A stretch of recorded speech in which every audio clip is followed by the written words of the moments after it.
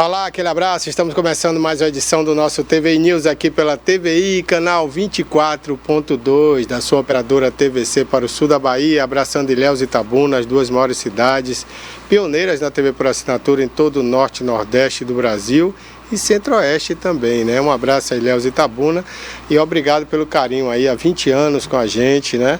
A gente vai comemorar ano que vem, se Deus quiser, dia 5 de janeiro, aliás, 17 de janeiro, né? Olha, gente, hoje é terça-feira, né? Início de semana ainda. O dia hoje em Itabuna começou parcialmente nublado, né? O sol aparecendo entre nuvens. A mínima hoje aqui em Itabuna foi de 16 graus, né, a mínima. A máxima vai chegar a 28 graus ao meio-dia. Nesse momento aqui no Alto das Comunicações, no bairro de Fátima, bem pertinho de Ilhéus, em plena Mata Atlântica, né? Visual maravilhoso aqui do alto. Os termômetros estão marcando agora 25 graus aqui em nossos estúdios. Segundo o Serviço de Meteorologia do Clima Tempo, não há previsão de chuva para o decorrer do período. O sol vai brilhar forte hoje aqui em Itabuna, hein? E Ilhéus, que está aqui a menos de 1 quilômetro da gente, o sol também brilha forte hoje, a máxima vai chegar a 26 graus, não há previsão de chuva no decorrer do período e o termômetro marca nesse momento ali no centro de Ilhéus, centro histórico, 25 graus, tá bom? Vitória da Conquista, onde está o Gustavo Magalhães, né? Nesse momento 20 graus em Vitória da Conquista, a mínima hoje foi de 12 e a máxima vai chegar a 23 também. Não há previsão de chuvas para a Vitória da Conquista. Olha, gente, hoje tem estreia em nosso programa, hoje tem um quadro Bem Viver, que fala de saúde, né? Bem Viver, que é uma marca forte aqui da TVI, que começou há 20 anos, né? Já passaram grandes apresentadores nesse programa, inclusive Miguel Lima, né? E o Bem Viver agora volta de cara nova, com nova apresentadora, a estreia hoje de Priscila Cel.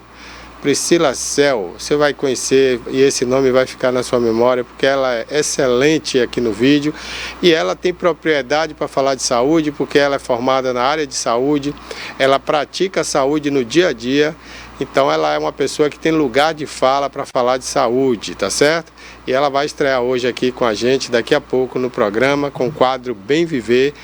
Hoje com um tema, olha, tá aqui, ó, né? É imperdível. Você que quer cuidar de sua saúde, você que teve problemas aí durante a pandemia, né? Se sente fraco às vezes, cansaço, cabelo caindo, né? Gosto amargo na boca, enfim, uma série de problemas que seu corpo acusa e às vezes você não sabe o que está acontecendo. Então a profissional, a médica que vai falar hoje é sobre esse tema no quadro Bem Viver e você não pode perder, viu? Fique aí ligado, porque eu tenho certeza que vai dizer muito para você e para a sua saúde. O quadro de hoje que estreia com a Priscila Cel, o Bem Viver. Hoje também é terça-feira, é dia do quadro Gente de Vitória, com a jornalista Vitória Santana. Ela entrevista sempre uma pessoa de Vitória aqui no programa, tá bom? Então fique ligado que a partir de agora tem tudo isso e muito mais. Vamos falar de esportes, né? Tem aí o Vitória se preparando para enfrentar o Flamengo amanhã. Tem o Bahia também que vai jogar em Goiânia, depois de 2 derrotas em casa. A gente vai comentar sobre isso, né? Tem os preparativos para a estreia do Itabuna, né? Na próxima fase da Série D, final de semana. E tem também os preparativos para o último jogo do Grapiúna nessa fase de semifinal. O Grapiúna precisa reverter o placar de 1-0 no Colo-Colo e o jogo vai ser em Feira de Santana, hein? E está tendo muita queixa e muita reclamação da torcida do Grapiúna e eu vou dizer porquê daqui a pouquinho aqui no programa, tá bom? Então fique ligado que tem tudo isso e muito mais a partir de agora aqui no programa TVI News para você, tá bom? Vamos começar aqui, gente, dando algumas informações aqui, né, sobre a política local. Política essa que já apresenta aí pelo menos 5 candidaturas, né, para prefeitos da cidade. Candidaturas essas que começam a ser homologadas nesse final de semana nas famosas convenções. Afinal de contas, no momento, todos são pré-candidatos. Só serão considerados candidatos após essas convenções que homologam, né, essas candidaturas junto aos seus filiados dos partidos, né? Os afiliados do partido vão lá e homologam aquela candidatura. A partir daí, o indivíduo pode se dizer candidato e não mais pré-candidato. Uma vez também homologada essa candidatura nas convenções, esses candidatos ou futuros candidatos, né, eles poderão também obter o seu registro junto ao TRE, que é o Tribunal Regional Eleitoral, e consequentemente ao TSE. Aí eles já vão declarar suas rendas respectivas e vão obter o registro com o CNPJ. A partir daí, oficialmente, eles serão considerados candidatos e cada um vai poder obter o número para divulgação, seja candidato da majoritária a prefeito ou seja o candidato a vereador, que é considerada a campanha não majoritária, né? É uma campanha proporcional. E desses candidatos, cada partido pode obter aí 22 candidaturas, sendo que dessas 22, 7, obrigatoriamente, obedecendo à lei, tem que ser de mulheres, né? Então, 7 mulheres dentre os 22 candidatos, tá bom? Então, as convenções começam já, né? Esse final de semana, muitas estão marcadas aí para dia 27, 26, outras vão acontecer dia 3, dia 4, né? 5 é o último dia. Então, alguns partidos vão deixar aí para a última hora, inclusive o candidato à reeleição, que é o prefeito Augusto Castro, que já marcou para o dia 3 de agosto. Segundo ele, essa data é em função da possível vinda do senador Otto Alencar, que é o presidente do partido. Mas alguns comentam aí nos bastidores que ele marcou para a última hora aí para facilitar a escolha do seu vice, que está muito complicado. O atual prefeito não quer um vice que crie problemas, um vice que ameace ao cargo dele, como foi com o Guinho, né? Ele ficou com medo de perder o cargo para o Guinho. E aí brigaram, romperam. Então ele não quer mais um candidato a vice que tenha altivez, que seja um possível concorrente dele. Ele quer uma pessoa aliada que faça o que ele quiser. Mas dentro da federação, onde ele é obrigado hoje, porque ele ia trazer de fora da federação, né? Ele queria até do Avante. Mas o PT bateu o pé firme, né? E obrigou aí praticamente o Augusto a escolher alguém que faça parte da federação dos seus partidos, que são PV, PCdoB, PT, né? Esses partidos aí, ou PSDB, né? Aliás, o PSB. Então esses partidos estão na mesma federação e tem que sair um vice daí. E aí que está a dificuldade para escolher. O PT de Itabuna rachou com Augusto, né? Ali 10, 15 membros do partido não querem caminhar com Augusto Castro. Queriam outro candidato, mas o outro candidato está muito enlameado, né? Está mais sujo do que chiqueiro de porco. Então ninguém aceitou ele como candidato dentro do partido. Aí esses 15 aí, né? Essa uma dúzia aí de pessoas acharam ruim e não quiseram caminhar com o prefeito Augusto Castro. Essas pessoas estão dentro do partido, mas dizem que vão caminhar fora do partido. Não sei como é que funciona isso, né? Ou você é do partido ou você não é do partido. Mas enfim, estamos num país democrático. E aí está o rebu formado, né? Vamos ver na convenção como esse partido, o PT, vai se portar lá para homologar a candidatura do atual prefeito que quer ser reeleito. Depois nós temos aí a candidatura do Chico França, que é um engenheiro civil, é um engenheiro, né, uma pessoa conceituada na cidade, muito conhecido no centro da cidade, infelizmente na periferia ninguém conhece. Ele já foi inclusive secretário do ex-prefeito, né, o saudoso Fernando Gomes. Na última gestão, Chico França chegou a ser o responsável, o secretário, né, melhor dizendo, ele foi secretário de obras da cidade, ficou menos de 2 anos, um pouquinho, depois saiu, não quis continuar, né, mas ele chegou inclusive a projetar aquela passarela que hoje está ali no Rio Cachoeira e outras obras aí da cidade, né. E o Francisco França, conhecido Chico França, está no PL e está aí defendendo, claro, o bolsonarismo, né? Mas até agora não decolou. Esperamos que ele decole, porque em outras cidades onde o Bolsonaro está apoiando algum candidato, esse candidato está pontuando já na casa dos 2 dígitos. o que não aconteceu aqui em Itabuna ainda. Ele já marcou a sua convenção para o dia 27 e está prometendo a vinda do Bolsonaro ao sul da Bahia, a Itabuna especificamente, para decolar sua campanha, né? O terceiro candidato aí, né, que aqui não tem a ordem cronológica, que não quer dizer nada, essa ordem que nós estamos colocando aqui, né, a ordinária, primeiro, segundo, não quer dizer nada, isso não está baseado em nada, em nenhum número, em nenhuma pesquisa. Eu estou apenas enumerando aqui quem são os candidatos, né? Então, em terceiro, aí a gente coloca aí o nome do Azevedo, que já foi prefeito de Itabuna, já foi candidato por várias vezes, já foi candidato a deputado estadual. Hoje ele aparece na pesquisa bem pontuado.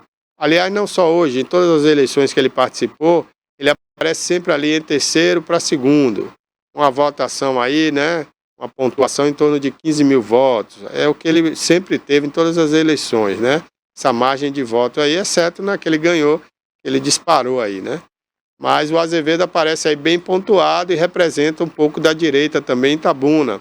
Ele é do União Brasil, faz parte aí do União Brasil, né? Até a segunda ordem, né? Porque estão querendo que ele desista da eleição para apoiar aí o outro candidato que a gente vai falar já. Mas o Azevedo é o candidato do União Brasil, e deve ter também sua convenção confirmada aí para o final de semana. Temos também o deputado, né, estadual Fabrício Pancadinha. O nome dele é Fabrício, mas o apelido é Pancadinha, porque ele, desde criança, que ele se envolve com música, funk, né, na periferia do bairro São Pedro, adjacências, e ali tinha esse apelido carinhoso com ele, Pancadinha, Pancadinha, quando era menino, né? Inclusive participou de programas aqui na TVI, programa infantil que tinha aqui na TVI. E o Fabrício se elegeu vereador por a comunidade do bairro São Pedro, por desenvolver um trabalho social muito grande lá na comunidade. Foi bem votado. Achou por bem sair candidato a deputado estadual e ganhou. Hoje ele é deputado estadual. Vai fazer um pouco mais de ano aí que ele é deputado. Mas ele já quer ser prefeito de Itabuna, aproveitando esse momento. Atualmente ele lidera aí as últimas pesquisas que nós vimos aí, que tivemos conhecimento, ele liderava aí todas as pesquisas, né? Não sabemos o quadro de hoje, mas as pesquisas mais recentes aí, de 2 meses atrás, 3 meses atrás, davam conta de que ele era o líder isolado aí da briga pela presidência, pela prefeitura de Itabuna, né? Ele liderava as pesquisas. Vamos ver nas próximas pesquisas como é que ele aparece. O Fabrício Pancadinha é hoje candidato pelo partido Solidariedade, que é presidido aqui em Itabuna pela Neide, viúva do Carlito do Sarinha, né? Todo mundo conhece aí a Neide, é uma pessoa muito conhecida, já deu entrevistas aqui na TVI, e ela que preside o partido aqui em Itabuna. O Solidariedade é um partido hoje que está ganhando peso a nível nacional, já tem representação em câmaras estaduais e também na Câmara Federal, né? Portanto, o tempo de televisão não sei se vai ter, se ele conseguiu, né? Porque a gente vai explicar isso lá depois, como é que consegue esse tempo de televisão. Mas o Fabrício Pancadinha é hoje um grande candidato. E aí o União Brasil quer que o Azevedo apoie o Pancadinha, para que assim, unido, derrote o Augusto Castro. Então nós já falamos aí do Augusto Castro, que é o atual prefeito. Falamos do Chico França, do Azevedo e do Pancadinha. 4 candidatos. Agora vamos falar do 5º candidato, que é o Dinailton Oliveira. Dinailton Oliveira, gente, foi presidente da Ordem dos Advogados do Brasil, subsecção Bahia, a OAB Bahia, durante muito tempo. Vários mandatos, né? Ele conseguiu aí se eleger a OAB, uma pessoa em Salvador muito querida. Na Bahia, muito querido pelos advogados que o conheceram naquela época, né? Muito conhecido no meio jurídico, acadêmico e também no judiciário. Juízes, desembargadores, né? Ele tem uma penetração muito boa, tem um conhecimento muito largo e goza desse prestígio no meio judiciário, né? Não só no judiciário, mas também com todos os advogados da Bahia, né? Das subsecções do interior, porque ele comandou a OAB Bahia.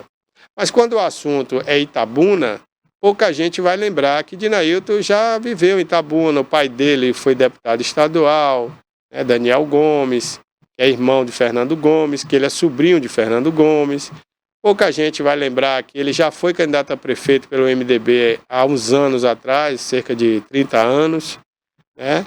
Pouca gente vai lembrar de Dinailton, mas ele está aí, o nome dele está colocado e agora falta ele fazer um bom trabalho, né, para conseguir aí ser visto pela população itabunense. Ele hoje sai candidato pelo partido Rede Sustentabilidade, né, que é um partido que tem uma boa representatividade política no Brasil. O sexto candidato é o médico Isaac Neri, que foi uma surpresa nas últimas eleições, principalmente na última eleição, e foi bem votado. E o Isaac Neri se diz também um candidato de direita.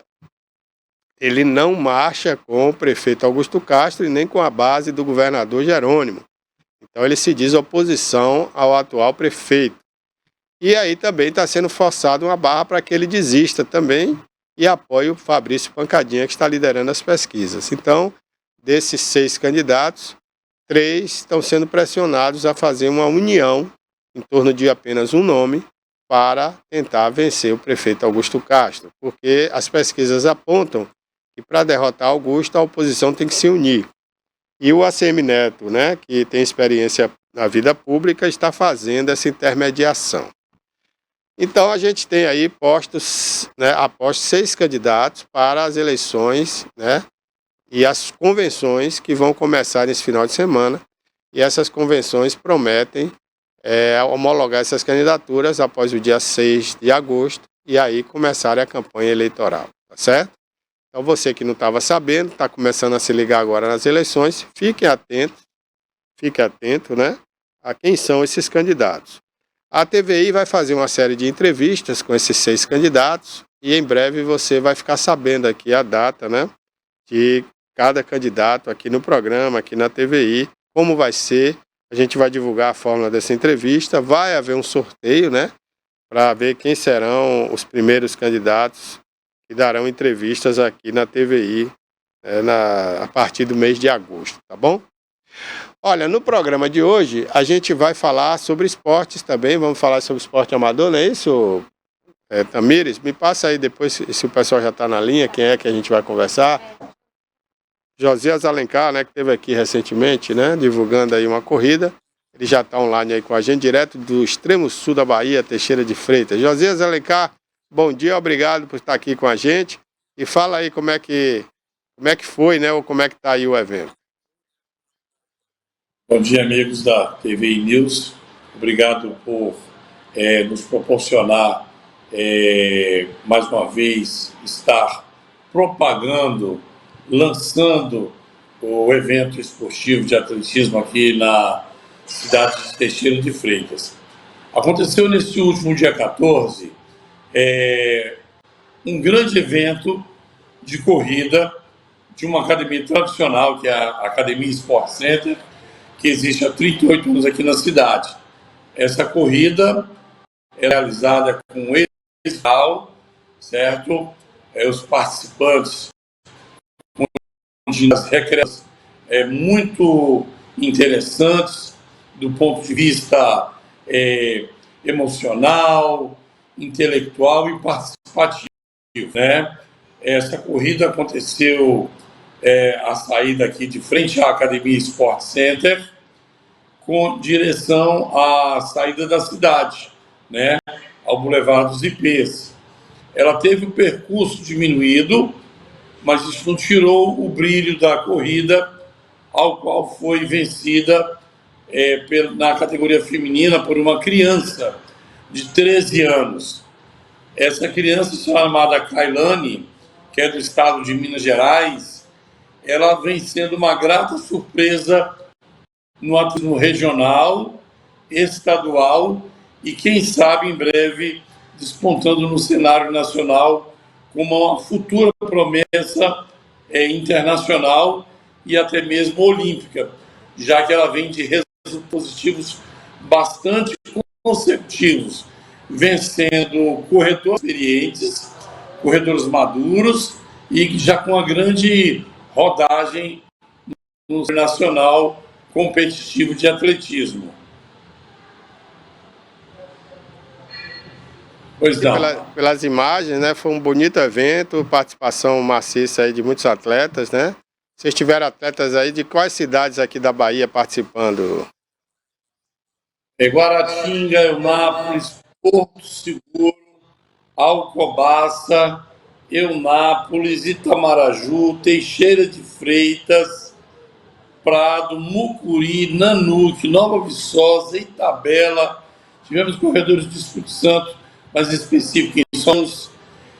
Enfim, nós tivemos aqui corredores de umas 20 cidades aproximadamente e de 3 estados, né, que são aqui vizinhos de nossa cidade, né? Tivemos uma premiação de R$ 5.000, que foi muito interessante, do ponto de vista de motivar para que a pessoa viesse em busca dos prêmios, não é? Dividido nas categorias masculino e feminino, primeiro, segundo e terceiro lugar, 2 bicicletas de prêmio para o melhor participante da categoria, né, masculina e feminino, dividido também com prêmios em valores, mas que foi de doação da Academia Sport Center para os melhores atletas de Teixeira de Freitas. A Academia Sport Center, que está aí há anos aí no extremo sul da Bahia, e que continue aí, né, contribuindo para desenvolver esse esporte aí e outras categorias e modalidades do esporte amador, que é muito interessante, não só para essa turma que gosta de praticar esporte, mas para a cidade aí, o município em geral, tá bom? Muito obrigado e disponha sempre aqui do nosso programa. Forte abraço a todos vocês, bom trabalho e obrigado por oportunizar isso aqui em Teixeira de Freitas e região. Valeu. Começamos aí com o Josias, né, que organizou aí, juntamente com a Academia Sport Center, né, de Teixeira de Freitas, essa prova, né, que distribuiu aí mais de R$ 5.000 para os participantes, né, e a gente viu aí que aconteceu dia 14, com muita participação aí dos atletas e também da sociedade em geral, que foi para as ruas, né, para assistir aí essa prova. Olha, gente, já tem a estreia aqui, veio do quadro de saúde Bem Viver. Bem Viver que depois de alguns anos, voltou aqui, né, a nossa grade de programação. E hoje tem uma estreia de uma super apresentadora, você não perde por esperar aí, 2 minutinhos só, que é a Priscila Cel, que vai estrear hoje aqui no programa, falando de saúde, de um tema importante para a sua saúde, hein?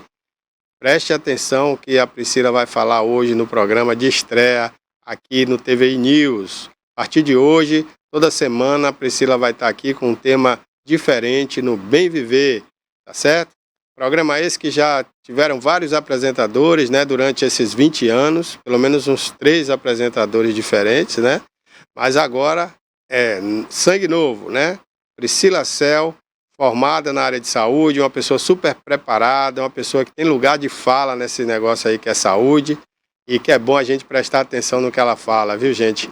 É muito interessante a Priscila Cel. E durante esses programas aqui, ela também vai trazer muita dica para você. Principalmente, viu, você que é mulher. Você que é mulher, quer perder aquela barriguinha e tal.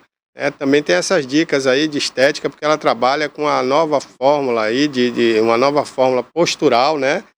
E não é RPG, não, é outra coisa, é LP Life, né? Você vai saber aí como funciona, LPF, perdão. Você vai saber como funciona essa nova modalidade com as dicas da Priscila Cel a partir de hoje aqui no programa. Então vamos lá, a estreia de hoje da Priscila, né, aqui no programa com o quadro Bem Viver. Olá, tudo bem? Sejam bem-vindos ao Bem Viver aqui na TVI. Eu me chamo Priscila Cel e teremos um encontro toda semana com algum convidado especial que vai trazer conteúdos que abordem a área de saúde, bem-estar, qualidade de vida, autoestima. O intuito do nosso programa aqui é trazer informações e novidades a respeito de como promover a saúde, como melhorar a sua saúde, como prevenir doenças, tratar e até mesmo reabilitar.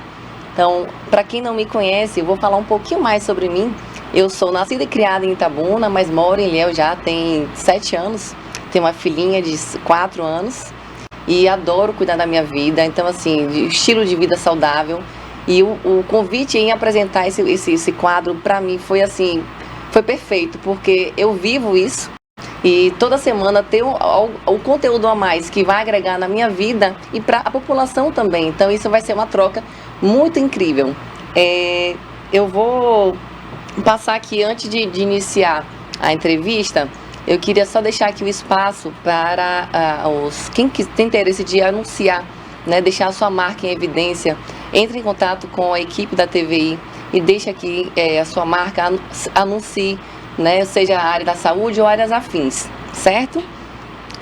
Queria também poder agradecer a Barbosa pelo convite em fazer parte aqui da TVI. É uma honra para mim fazer parte dessa programação, né, que envolve o termo saúde. Eu trabalho com saúde, eu sou enfermeira, atuo com o método Low Pressure Fitness, que é o LPF. Vamos ter um momento para poder falar também sobre o LPF, não vai ser hoje, mas é uma técnica europeia que trabalha reabilitação postural e abdominal, né? São técnicas respiratórias que têm inúmeros benefícios. Então, posteriormente, vamos ter esse espaço para falar também sobre isso.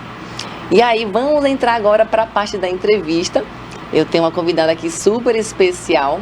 E antes de apresentá-la, eu queria primeiro falar um pouquinho por que eu escolhi esse tema para ser o primeiro. Por que estrear com esse assunto, né? Eu pensei bem quando eu estava programando a sequência dos convidados, eu queria um tema que as pessoas se identificassem, né, com o que ela fosse falar, porque é uma abordagem que nós vamos fazer, uma abordagem holística. O indivíduo ele tem que ser olhado como um todo. Nosso organismo, nosso corpo, ele possui sistemas que estão interligados. Então, nós, às vezes, temos queixas, mas não fazemos nem noção que podemos associar um sistema com o outro. Às vezes é uma deficiência de vitaminas, você não está nem associando que você está com uma fadiga, uma queda de cabelo, um sono prejudicado por conta de déficit de vitaminas, uma falha também no seu autocuidado, na sua rotina. O que está acontecendo? Então, essa especialista que ela vai dizer tudo pra gente, vai dar uma noção, na verdade, porque é um mundo. Eu tive a honra de conhecer essa profissional, ela foi minha aluna, inclusive, de LPF, e eu consegui acompanhar o trabalho dela nas redes sociais, e ela é incrível. As postagens, os stories ensinam, né? Então são conteúdos que são úteis para o nosso dia a dia. Então eu vou convidar aqui, vou apresentar a nossa convidada, Luciana Lavigne, doutora Luciana Lavigne, muito bem-vinda. Obrigada pelo convite. E muito feliz de estar aqui com vocês, compartilhando um pouco da minha vida, da minha experiência. Será um prazer nosso de poder ouvir aqui sua história. A gente quer saber aqui como foi que conheceu, como que te levou, né? A área dela é a atuação de medicina funcional integrativa. Então ela vai explicar um pouco mais como foi que surgiu essa história, né? Como foi que aconteceu para você ser direcionada para esse caminho. Então, eu estava na faculdade de medicina, né? E durante a faculdade, eu vivia normal, como as outras pessoas. Eu comia tudo e tinha uma vida que as pessoas comuns têm. E eu comecei a adoecer. Eu sempre fui uma criança muito saudável, mas na faculdade eu comecei com a asma crônica. Nossa. Eu simplesmente não melhorava e estava refém dos remédios. E médico, o estudante de medicina, nós temos acesso aos melhores professores. Uhum. E a única coisa que eles sabiam fazer para falar para mim é que eu precisava tomar corticoide e que, como a asma era muito severa, isso provavelmente eu ia levar para a vida. E eu segui assim, com várias crises. Só que depois não parou por aí. Eu comecei a ter artrite de repetição. Nossa. Eu comecei com uma prisão de ventre. E os problemas só se acumulavam. Eu pensava, meu Deus do céu, eu não sou nem mãe ainda. Meu sonho era ser mãe. E eu falei, eu sou estudante, estou desse jeito. Eu não aceitei aquilo. Comecei a estudar muito. Eu falei, gente, não tem só remédio para isso aqui. E aí eu descobri essa medicina funcional, que é justamente a gente buscar a causa das doenças. Então eu comecei a buscar profundamente como tratar essa causa. E aqui eu estou, curada de tudo, bem, e resolvi contar esse caminho para as pessoas. E quanto mais eu estudava, eu pensava, meu Deus, as pessoas não sabem disso. Que interessante. Porque hoje em dia as pessoas usam muito remédio. Mas se a gente pensa numa caixa d'água, se ela está furada, como é que você vai encher? Nós temos que realmente tratar ali a causa do que está acontecendo. E me fale, há quanto tempo você já atua nessa especialidade da medicina funcional? Então, eu tenho 10 anos, né, de formada, Sim. mais de 10 anos. Então, eu atuo pelo menos há 6, 7 anos. Porque eu, na verdade, fiz oftalmologia. Nossa. Entrei, estudei oftalmologia, depois eu me especializei em retina clínica e cirúrgica, operei por anos. Só que depois eu comecei a ficar muito doente depois da faculdade, piorou muito, né? Não foi só durante a faculdade, foi quando iniciou. E eu descobri que eu precisava estudar a fundo e comecei a praticar só na minha vida. E dentro da oftalmologia, depois eu comecei a atender pacientes diabéticos que chegavam cegos para mim já, de um olho e o outro olho ainda estava bom. E eu não podia fazer nada por ele, a não ser tratar localmente. E aquilo me inspirou também. Eu falei, meu Deus, as pessoas têm que realmente tratar a causa, senão daqui a pouco vai ficar cego do outro olho. Você teve um olhar bem sensível, né? Você Sim. Percebeu que, além de você ser o próprio exemplo, né? Olhou, viu também seus pacientes e resolveu buscar mais a fundo essa causa. Então agora eu consegui realmente, tem 3, 4 anos que eu comecei a levar para os meus pacientes algo que eu já praticava dentro da minha família e para mim. Foi como eu me curei. Como que você pode definir a diferença dessa medicina para a medicina convencional? Primeiro eu quero deixar claro que a medicina convencional é importantíssima. Né? Uma vez a doença instalada, a pessoa tem que tratar. O que não deve é fazer só isso. Só tomar um remédio para curar a doença. Nós temos que aí sim também tratar na causa. Uma vez doença instalada, a doença tratada. Então a medicina convencional é muito bem-vinda. O erro está quando a gente só faz isso. Quando a gente não busca tratar a causa, porque é uma medicina que se complementa. Essa medicina funcional, ela tem que fazer parte da vida da pessoa, do dia a dia. Mas essa abordagem, você busca o seu tratamento, tem a parte natural, utiliza medicamentos? Fala um pouco mais dessa, como é essa medicina funcional. Ela inclui medicamentos? Tem tratamento medicamentoso ou somente natural? Então o que é a medicina funcional? Vamos falar dos pilares. Sim. O primeiro começa com a dieta. Uma dieta anti-inflamatória. Por quê? Como é que a gente vive? Como é que a gente está aqui em pé? A gente comeu. Então nosso alimento, nossos nutrientes vêm do que a gente come. Um detalhe nós já vivemos na época pós-evolução industrial. A densidade nutricional dos alimentos hoje não é a mesma de antigamente. Não é. Então a dieta é o primeiro pilar. Por que eu falo de dieta? Esses alimentos ultraprocessados, feitos pela indústria alimentícia, são cheios de química. Isso não é compatível com o nosso corpo. Então a dieta inflamatória, ela inflama. Então o primeiro passo é limpar, parar de sujar. Então a dieta anti-inflamatória é importante. Uma vez que você já está com sintomas, não adianta só você ter uma dieta maravilhosa. Que aí você já tem que entrar com outras estratégias que são os outros pilares. O segundo pilar é o intestino.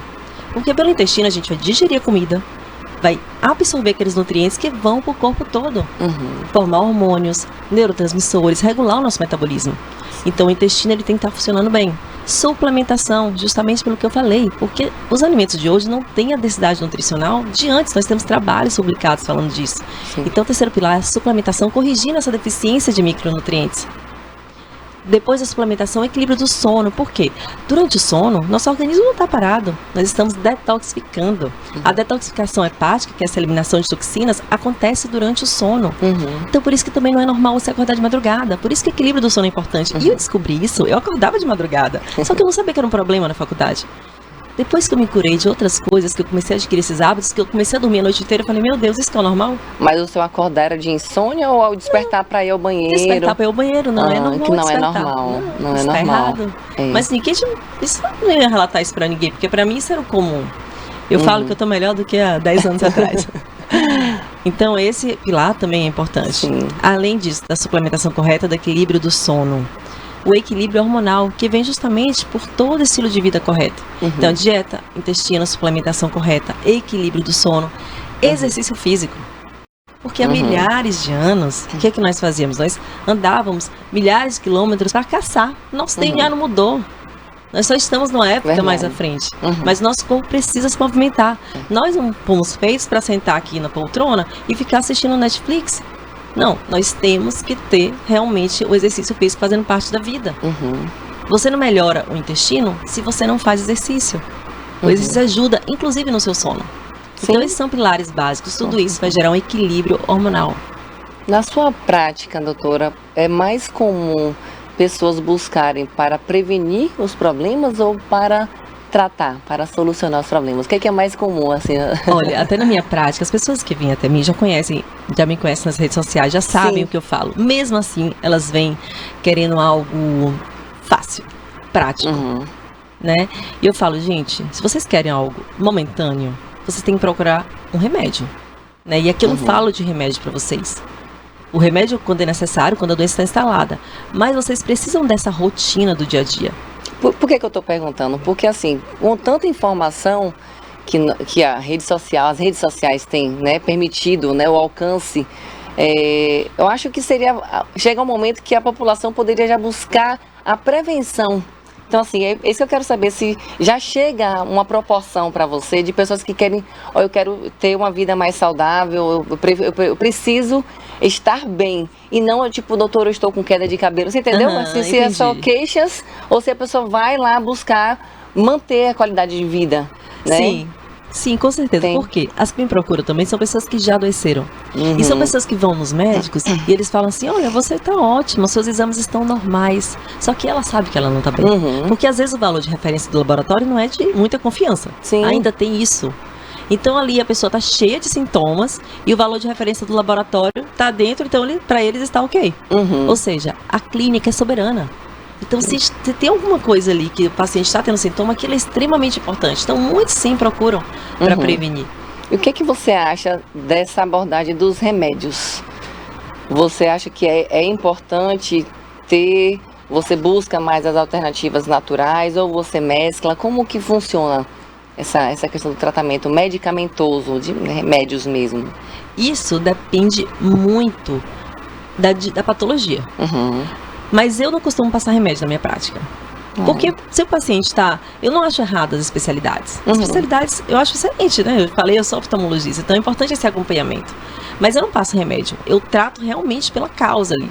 Se a pessoa já vem usando remédio, termina, conclui aquilo ali e depois começa a tratar. Mas a questão é, eu não acredito em tratamento que você não trate a causa do que está acontecendo. Porque você tem que tratar a causa. Senão você vai ficar tomando remédio a vida inteira. Igual algumas doenças, por exemplo. O paciente tem uma infecção urinária, a mulher tem uma infecção urinária de repetição. Toda vez ela toma antibiótico. O que é que acontece? Mata aquela bactéria ruim e mata a boa também. Isso desequilibra aqueles micro-organismos do intestino. Então, por isso que é importante, eu vou até pedir para você falar um pouco sobre isso. Por que é importante cuidar da saúde como um todo? Porque as pessoas pensam muito, eu vou focar em tratar apenas isso. Você acabou de dizer que isso é importante, porque o corpo como um todo está em equilíbrio, né? Você acabou de dizer. Então, assim, essa é a importância de você manter, né, esse cuidado do corpo de uma forma geral. Você ter um bom funcionamento. Sim. Né? Que está aí tudo interligado, né? Tudo interligado. Inclusive, um dos órgãos centrais é o intestino. O intestino é onde nós vamos digerir aquele alimento, absorver os nutrientes. E no intestino está 70% do nosso sistema imunológico, que é o nosso sistema de defesa. Então, como é que a gente cuida do intestino? Justamente com a dieta anti-inflamatória. O que é essa dieta anti-inflamatória que eu falo? É justamente verduras, legumes e bicho. Eu falo de bicho, frango, carne. Tem gente que acha que é errado, que fala de medicina natural, que não come carne. Claro que a carne é importante. Se está fazendo mal para a pessoa, às vezes a pessoa tem que melhorar a digestão dela. Entende? Sim, que às vezes a pessoa está num grau de inflamação intestinal que ela não tolera, até o alimento saudável faz mal. E ela acha que o problema é o alimento, mas não é. O problema é a digestão que tem que melhorar. E como é que a gente melhora? Justamente com uma dieta mais saudável. Igual, tem gente que come alface e está com algum problema. Até o alface ela sente que não está digerindo bem. Nossa, né? Porque o alface realmente tem uma digestão mais difícil, porque é uma folha crua. Então, no momento que a gente implementa essa ação que melhora o intestino, a gente tira as folhas cruas por um tempo. Nossa. Entende? Como as estratégias são importantes. E eu falo muito da rotina, que é justamente essa dieta e alguns suplementos que ajudam nesse intestino. E falando em dieta, tocamos em intestino e dieta. E a pessoa que quer reduzir peso e não consegue, o que pode estar acontecendo com ela? Gente, esse assunto é interessantíssimo.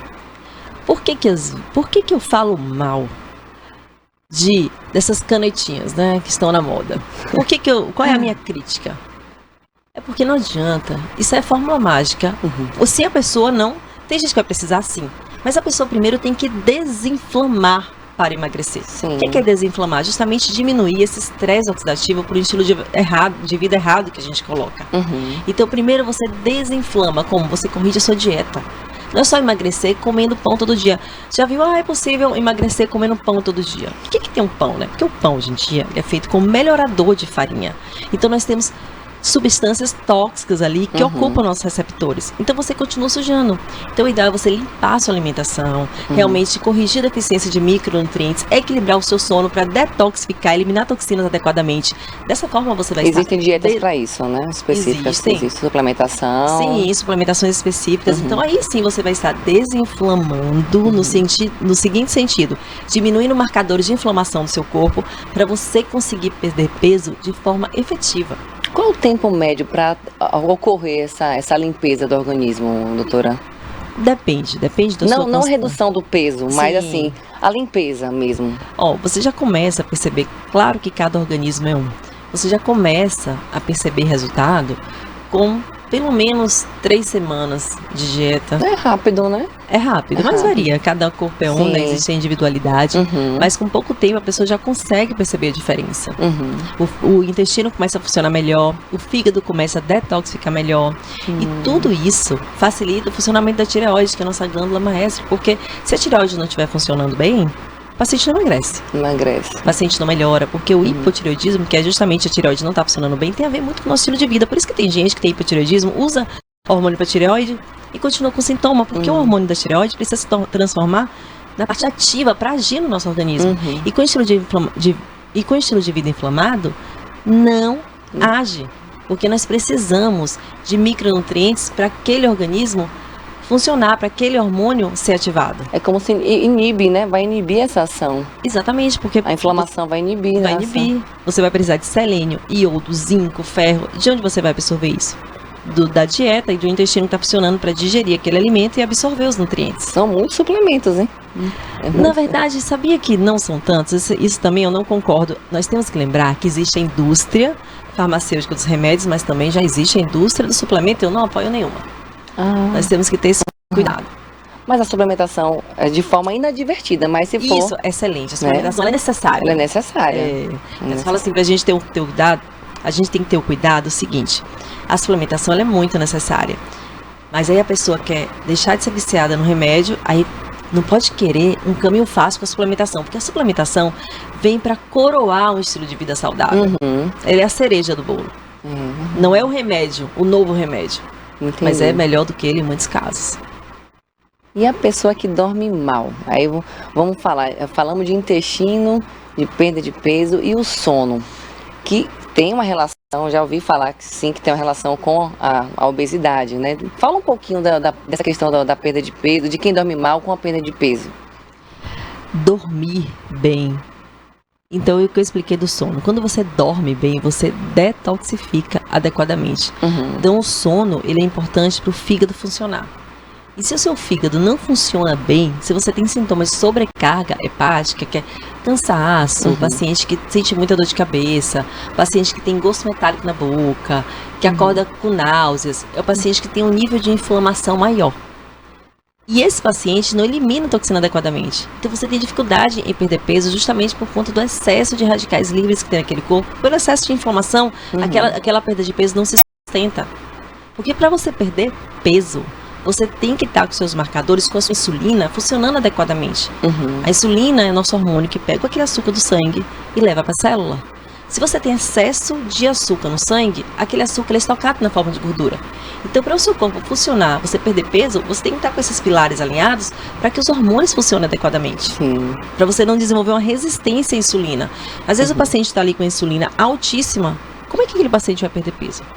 Não perde peso de forma efetiva. Como é que o paciente perde peso se ele não tem uma atividade física correta, regular? É mais difícil, não sustenta aquele estilo de vida. Vai ser uma dieta rapidinha ali, ele vai perder 15 quilos e vai aumentar tudo de novo. Por isso que fica efeito sanfona. Por isso que eu não acredito em dieta mágica. A dieta que eu proponho é para a pessoa permanecer nessa dieta, para ela levar aquilo para a vida dela. Sim. As exceções existem. Pode fazer exceção, mas tem que ter uma constância. Toda essa questão da alimentação, do sono, tudo isso também influencia quem tem uma qualidade ruim do sono, da alimentação, com queda de cabelo, unhas fracas, Aborda um pouquinho pra gente sobre isso, doutora, por favor. Sabe o que eu acho engraçado, que eu lembrei? Que na época que eu tava com vários sintomas, olha como é engraçado.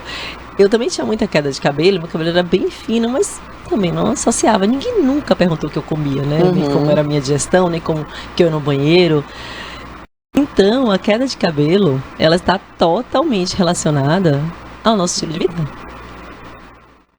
A queda de cabelo está totalmente relacionada ao que você come, a sua dieta, o seu intestino, porque nós precisamos de aminoácido, feito das proteínas. Você come proteína, quebra, digere e absorve os aminoácidos que vão formar o seu cabelo e também nutrientes. Então nós precisamos de nutrientes básicos para que a gente consiga formar as nossas unhas, o cabelo. Então, cabelo e unha se trata de dentro para fora. Eu tomava um suplemento que chamava Pantogá na época, para deixar meu cabelo... Conhecido, bem conhecido. Então, eu não acredito nisso. Eu ia até perguntar em relação a essa suplementação para cabelos e unhas. Eu mesma sou uma que faço uso de suplementação. Biotina. Ótima biotina. Ótimo, excelente. Mas existe um tempo que deve ser consumido depois suspender ou pode ser de uso contínuo? É uma dúvida que eu tenho e eu acho que deve ser também de algumas pessoas em casa que consomem. Pode utilizar continuamente? Isso aí é um assunto importantíssimo, porque uma coisa importante da suplementação é que toda suplementação ela deve ser rotacionada. Por exemplo, eu uso o ômega 3 com muita frequência, que é um suplemento famoso e realmente muito importante. Nós temos que ter cuidado com o tipo de ômega 3, por conta dos metais pesados. Mas até o ômega 3 eu rotaciono com outros antioxidantes. Então você usa ele por 2, 3 meses, rotaciona. Então isso é importante ser feito, essa rotação dos suplementos. Sempre tem que ter essa rotação. Não tem nada que pode ser de uso contínuo. Vou falar assim, isso aqui é essencial, precisamos ter para o resto da vida. Não existe uma contraindicação. Por exemplo, a vitamina D. Eu faço a minha dose de manutenção. Mas às vezes eu fico assim um mês sem usar, porque eu sei que a vitamina D está no nível mais alto. Sim. Então eu uso depois de um tempo. Mas essa é uma que eu dificilmente fico sem. A vitamina B12, B6 e B9, que é a vitamina do complexo B, eu falo, né? Vitamina B12 é a vitamina da memória, da cognição, que é importante. E muita gente tem vitamina B12 baixa. Essa eu uso com frequência também. E muita gente tem vitamina B12 baixa, muito por essa questão desse estilo de vida inflamatório, que a pessoa desenvolve pouca acidez no estômago. E isso dificulta a digestão ali da proteína. Nós precisamos do ambiente ácido no estômago para absorver a vitamina B12 lá no intestino. A suplementação hoje em dia tem sido assim, até como rotina de algumas pessoas que seguem o estilo de vida saudável. Por isso que eu estou perguntando. Cúrcuma, utilizam muito shots matinais. Você é a favor também dessa suplementação? Sou, com certeza. Inclusive eu falo muito de shot matinal. Por quê? Né? Por que o shot matinal? É o modismo? Depende. As pessoas podem enxergar como quiser. A questão é uma oportunidade para você dar um pulo de antioxidantes para o seu corpo logo pela manhã. E o que eu falo, quando a pessoa tem rotina, ela consegue colocar no dia a dia dela as suplementações, porque hoje nós temos uma vida corrida, todo mundo tem. Todo mundo tem. Então eu tenho uma rotina pela manhã. Eu acordo, raspo a língua. Por quê? Para tirar aquela saburra. Eu quero saber. Eu vi seus stories falando sobre isso. Fala um pouco mais. É de cobre o seu... Eu uso um raspador de cobre. De cobre? Esse raspador pode ser de prata ou de cobre, vende na internet. Por que esses materiais? Me fala um pouquinho mais. Porque o cobre, ele é antibacteriano, ele é mais fácil a higiene, só por isso. Então o ideal são esses dois, né? Sempre cobre ou prata, que é o que a gente tem disponível de raspador. Por que não escova a língua, né? A gente pode pensar, mas eu escovo a língua. Porque a escova é feita para uma superfície dura, que é o dente. O raspador é para uma superfície mole, então para você remover essa borra lingual, que ela é formada justamente pela detoxificação que aconteceu à noite. Nós eliminamos toxinas. Vai no banheiro urinar, defecar, libera pela borra lingual também, pelo suor. São formas de excreção de toxina no nosso corpo. Então, uma vez ao dia que faz isso? A raspagem da língua? Sim, só uma vez? Uma vez ao dia. Ótimo. Aí, você pode fazer outros momentos? Sim, não tem necessidade. Eu acordo lá de manhã. Mas uma vez ao dia, ao acordar? Ao acordar. Que aconteceu a detoxificação à noite, ao acordar a gente remove essa borra lingual. Por que remover? Se você já tem um nível de inflamação intestinal, você reingere aquelas toxinas, aquelas bactérias, você pode ter um nível, alguma piora de inflamação intestinal, então faz parte desse tratamento. Né? Então eu trago algumas coisas dessa medicina ayurvédica que tem relação justamente com o equilíbrio do corpo. Então tem a raspagem da língua, que é importante. Aí eu bebo água em jejum, por quê? Uma forma de eu repor água no meu corpo, já que nós gastamos água à noite no processo de detoxificação hepática. Quanto que você bebe de água por dia? Pela manhã? Pela manhã. Já bebo 500 ml em jejum. Tem que ser morna? Por que eu falo morna? Gelada não é tão compatível com o intestino, porque a nossa digestão é quente. Então, assim, você pode falar pra mim, mas você tá em jejum e o alimento do dia anterior, né, ainda tá no seu intestino. Então, é uma ajuda que você dá pro seu corpo. Uma água mais morna, ela é mais compatível com o nosso sistema digestivo. Ou natural.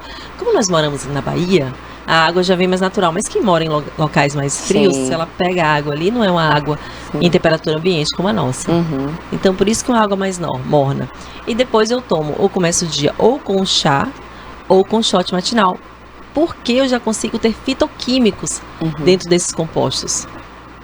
Entendi. Nossa, quanta riqueza de detalhes. É um mundo realmente, né, bem vasto, a medicina funcional. Eu ficaria horas aqui conversando com você, falando, né, sobre... Porque são tantas queixas que nós temos no dia a dia e coisas tão comuns que não fazemos associações. Por isso que é importante, né, ter esse olhar, buscar auxílio, né, de quem entende.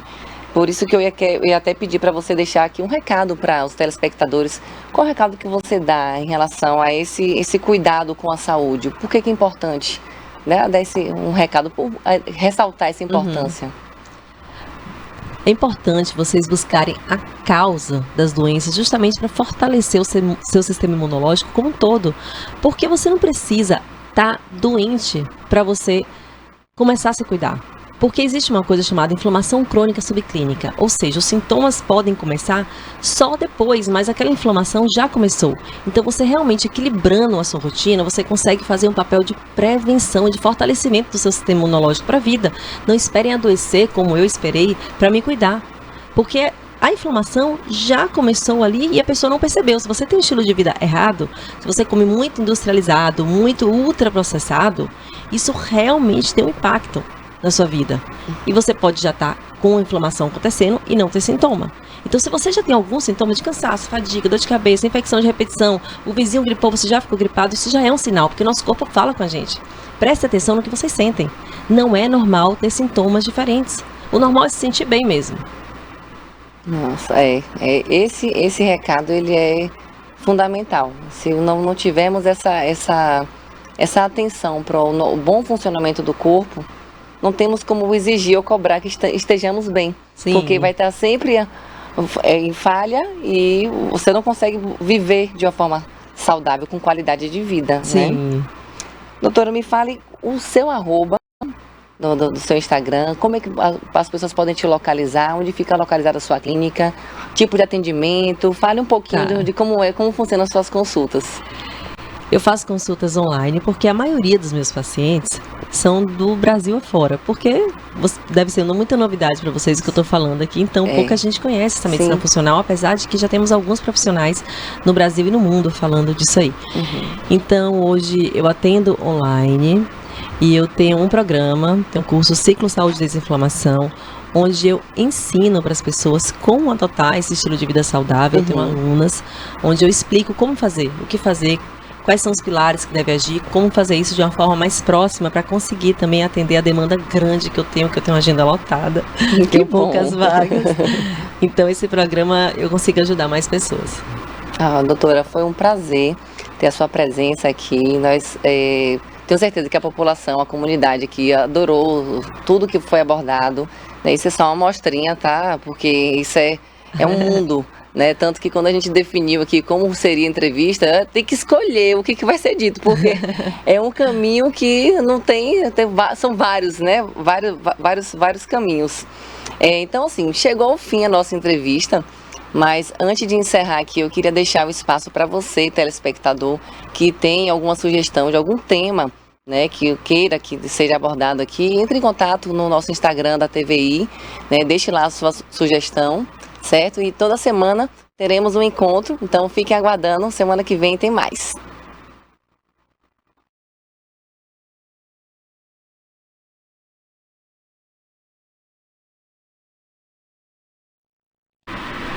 Olá, estamos aqui de volta com o quadro Gente de Vitória. E nessa semana é muito especial, porque estamos na semana do aniversário da nossa querida Itabuna. E para comemorar, nós estamos nessa semana TVI News, né? E o quadro Gente de Vitória também, entre outros programas daqui da rede TVI News, né? está homenageando pessoas que fazem parte dessa história. Então, a cultura é algo que a gente não pode esquecer dessas pessoas que fazem parte da cultura de Itabuna. Uns são mais integrantes, né, do que outros. Nós estamos aqui hoje com uma pessoa que ele é bem envolvido na cultura da cidade. Ele sabe tudo, ele representa a cultura da cidade.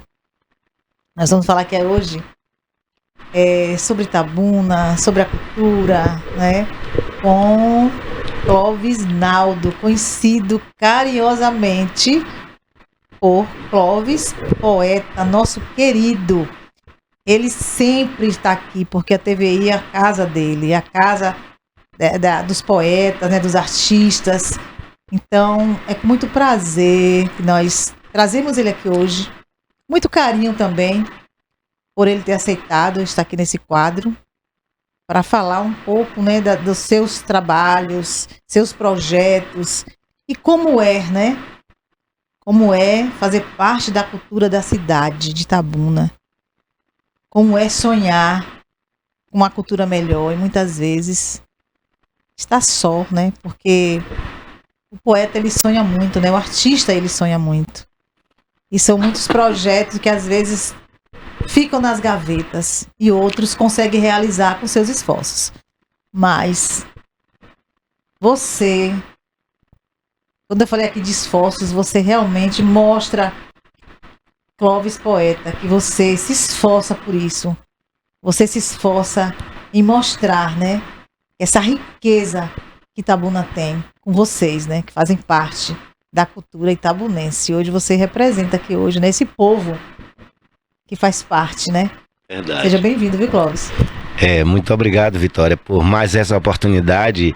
E eu queria lhe dizer que o momento, para mim, é tão prazeroso que você nem imagina, porque falar da minha cidade, falar da cultura da minha cidade, falar da nossa convivência, falar da nossa realidade, é de verdade a notoriedade que a cidade precisa ter como informação, como passaporte, os nossos valores que estão agregados no nosso dia a dia. E às vezes a gente cruza nas ruas, nas praças, nas vilas, nos becos, nos guetos, e a gente desconhece o valor que o outro tem, sendo o outro uma parte da nossa cidade, e melhor ainda que ser uma parte, é um apêndice de valores que a gente às vezes passa batido, passa acéfalo, passa distante, vem o desconhecer, vem o não aproximar, sabe? E é essas coisas assim que a cidade tem que atentar mais para esse fato, porque a nossa culturalidade, ela está na nossa sociedade como um todo. E quando a gente fala de cultura, as pessoas entendem que a cultura é uma coisa que está centralizada, muito pelo contrário.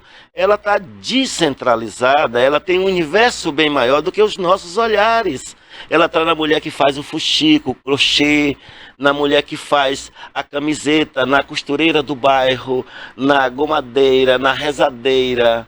Ela está na que faz as artes de artesanato, nas que ensinam pintura, nas trancistas. Ela está nesse povo que tem um movimento interno dentro da comunidade, mas quiçá serve para a cidade como fomento de valores, onde agrega uma economia que a própria cidade desconhece.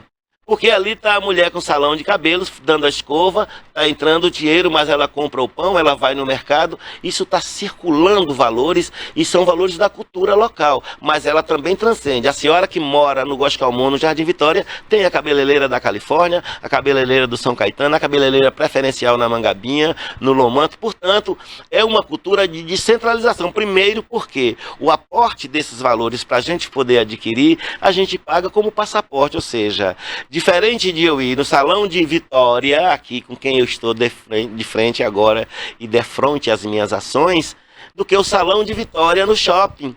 Uma coisa é eu ir no Salão de Vitória na Califórnia e pedir uma vaga de horário no Bibocas do shopping. Não é?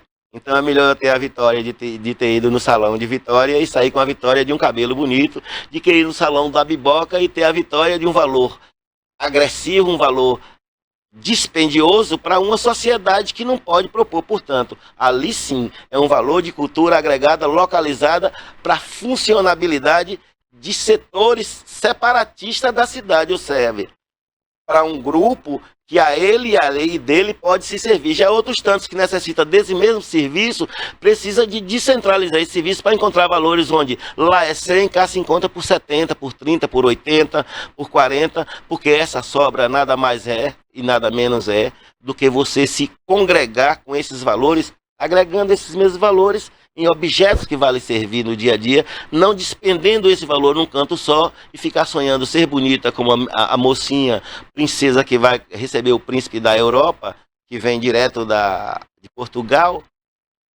enquanto aqui você vai receber a banda Catulé trazendo Antônio da Sofona e Zezinho de Nazaré, e você vai estar linda, mesmo sem estar em Roma, mesmo sem estar em Estácio, no Rio de Janeiro. Clóvis, falando, né, sobre a sua história já foi contada aqui, nós já sabemos. Sim. Mas hoje é Itabuna. Hoje vocês, né, homenageando Itabuna. Entendeu? Itabuna é uma grandeza, Vitória. As pessoas não sabem o valor que essa cidade é uma amante, é uma eterna amante. Porque ela agrega todas essas pessoas que vêm, mas ela não só conduz ao agregamento, ela vira mãe, ela adota essas pessoas. Pode olhar que o grande seio e uma grande parte da nossa cidade hoje não herda valores somente dos itabunenses, foi formada por sergipanos, não é? Foi formada por sergipanos e baianos de regiões próximo a Sergipe. Inclusive um deles, o meu avô, né, que é Dr. Felipe Argolo, negro, engenheiro civil, engenheiro agrônomo e agrimensor. Ele veio de Sergipe também? Veio das terras de Sergipe, não é? Entendeu? E agregou com a minha avó, que era baiana, nascida também numa cidade próxima de Sergipe, mas que era Bahia. E aí esse casamento trouxe para essa realidade hoje, onde está esse Clóvis, que aqui se encontra diante de você, e o meu avô herdando uma rua no bairro Castralha com o nome Rua Engenheiro Felipe Argolo, por causa dos valores que ele deixou agregado nessas terras onde ele teve propriedades, fazendas, casas aí no centro da cidade, em uma vila chamada Buraco da Gia, que entra na rua Duque de Caxias e sai da Rui Barbosa, que foi o meu avô, construtor de todas aquelas casas, para agregar pequenos moradores que vinham trabalhar nas fazendas, mas não queriam morar nas casas dos patrões.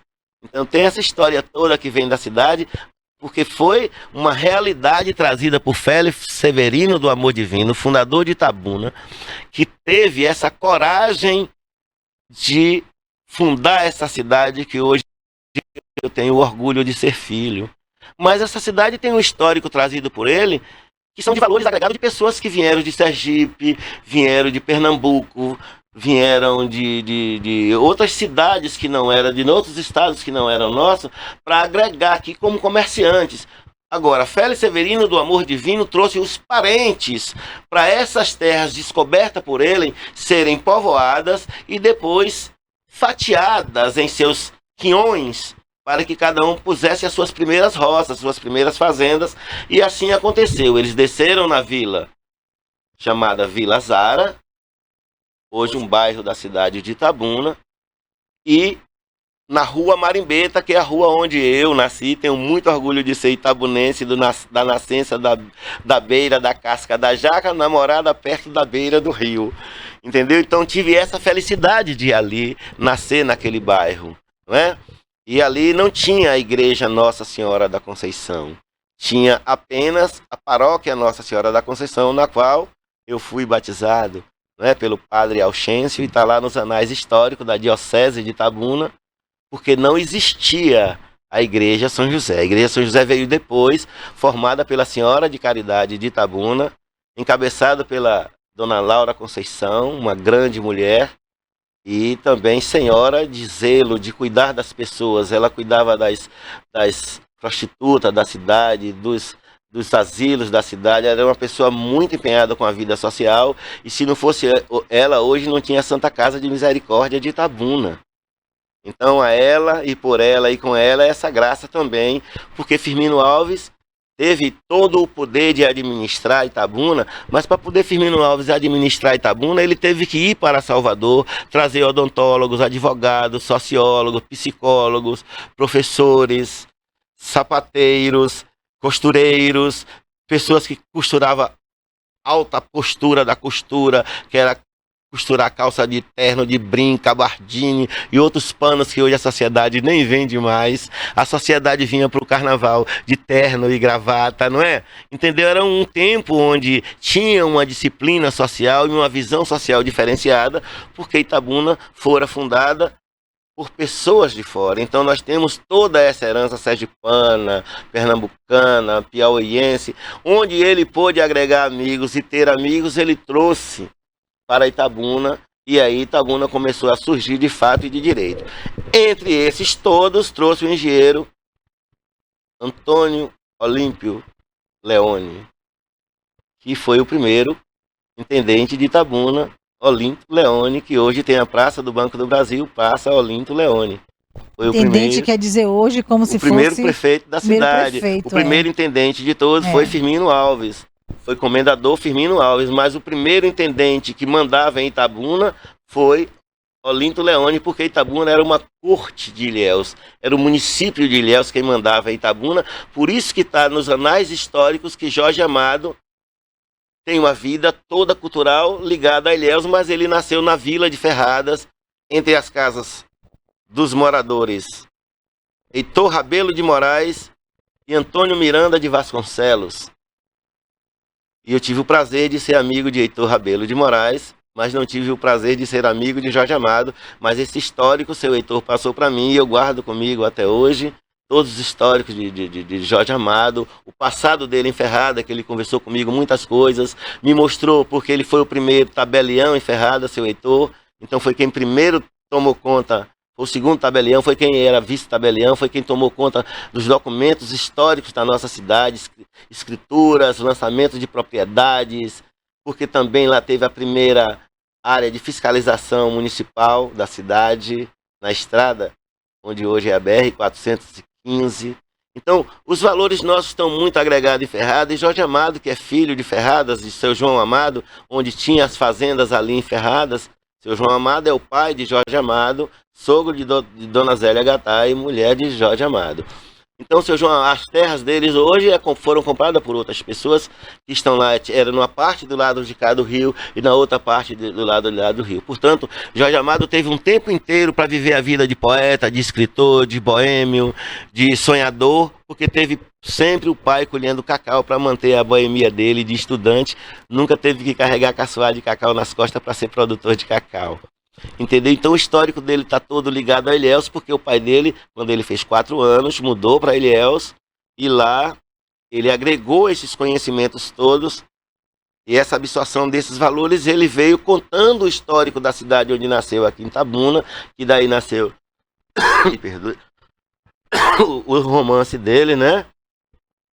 Todos os romances dele nasceu do pensamento quando ele estava em Ilhéus, mas ele vivenciou toda esse sul da Bahia, vivenciou os navios carregando e descarregando, trazendo pessoas de outros estados. Ele viveu todo esse histórico. Foi ali que ele escreveu Capitães de Areia, foi aí que ele escreveu Gabriela Cravo e Canela, vendo o Vesúvio, trabalhando toda naquela artéria central ali, onde é a Praça Dom Eduardo, onde hoje tem o Teatro de Ilhéus. Então, todo esse histórico que Itabuna tem, que transcende até Ilhéus, é porque Ilhéus foi o berço-mãe no comando de Itabuna. Clóvis, em que momento da sua vida, você e de Itabuna também, você se despertou que você era artista, né, poeta? Que momento foi da sua vida? E quando você iniciou, quais foram as dificuldades aqui em Itabuna para você, nesse início aqui, né? Se havia mais dificuldades no passado ou mais dificuldades hoje, né? No presente? Não, no passado era muito difícil.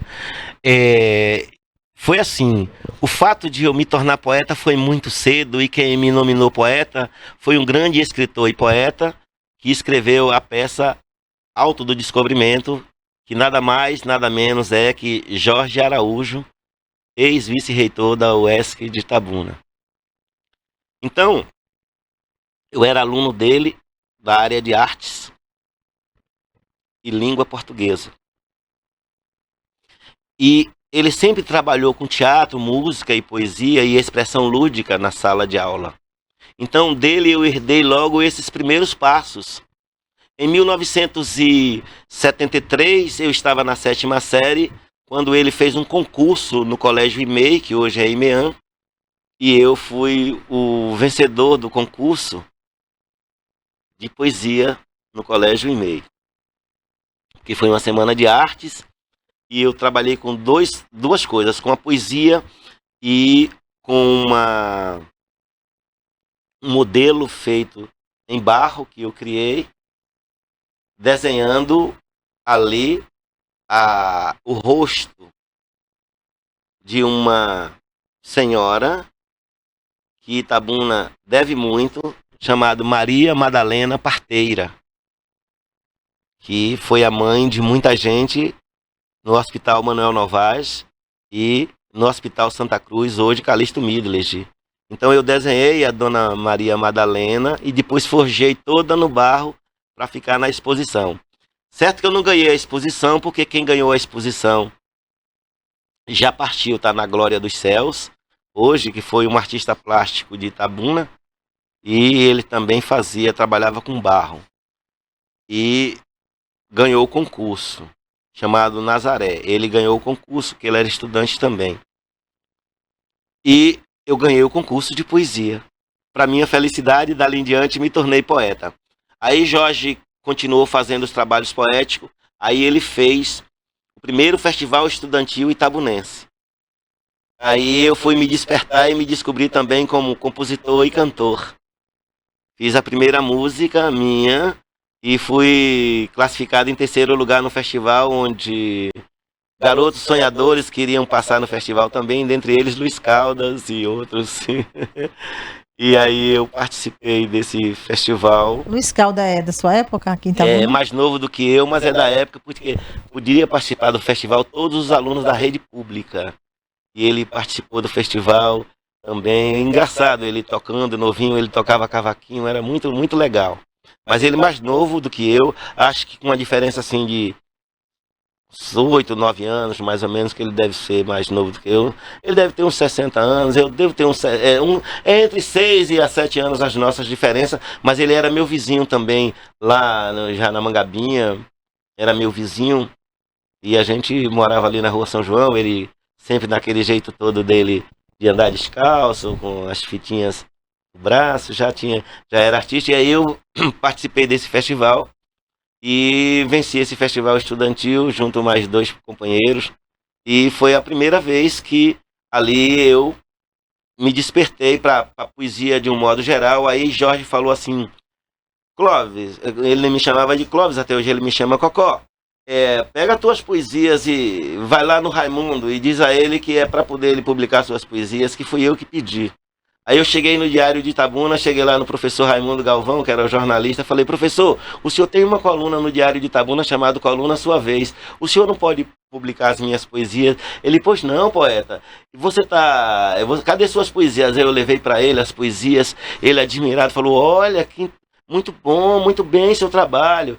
Aí eu disse: olha, professor, o ano que vem eu estou me mudando para o Colégio Sionf e eu vou ter uma grande professora de língua portuguesa, que já me encontrei com ela, e ela é uma grande poetisa também. E ele falou: quem é? Aí eu falei: Euzice Pereira Bezerra, mãe de Dr. Geraldo Bezerra, mãe de Dr. Alberto Bezerra, e ela é uma grande literata, e eu vou aprender muito com ela. Ele falou: não, pode ir, você tem todo o passaporte para ir, você está com um trabalho muito bom. Aí veio esse primeiro incentivo e a primeira portas abertas. Daí em diante eu publiquei na revista Vida e Saúde as primeiras poesia, depois publiquei no Fio da História, que é um jornal que veio da Universidade Livre Leonel Brizola, onde eu também fiz o curso de Direito da Igualdade Racial.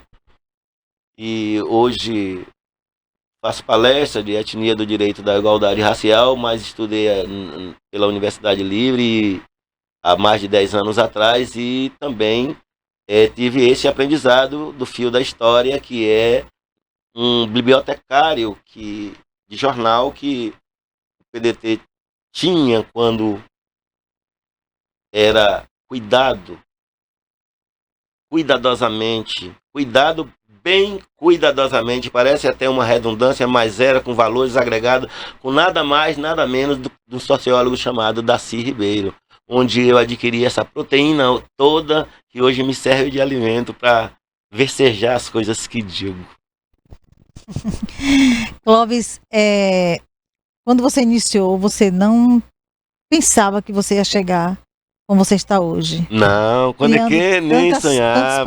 Tantos projetos, era muito sonho. Você não dizia assim, não, eu vou partir por isso aqui, vou me desenvolver mais aqui. Você não teve essa... Não tive isso não. Continuei escrevendo e continuei o mesmo garoto estudando ginásio, vendendo pão na cabeça, limão nas costas e fazendo todas essas coisas, mas com a ganância de ler e de trocar gibis no Itabuna Clube, no Cine Oasis, no Cine Catalunha, nos cines que Itabuna não tem, que é um grande pecado hoje, não tem cinema para a comunidade de base, as comunidades assistirem os filmes. Se hoje uma criança da sua casa, um sobrinho, um parente quiser ir ver um filme, tem que ou ligar a Netflix em casa ou ir para o shopping, pagar um preço absurdo para ficar num ar-condicionado congelante e depois sair direto para a farmácia para comprar remédio. Entendeu? E dali não sair para absorver nada, porque também os filmes que hoje estão em cartaz não têm valores para que dali saia absorvido conhecimentos.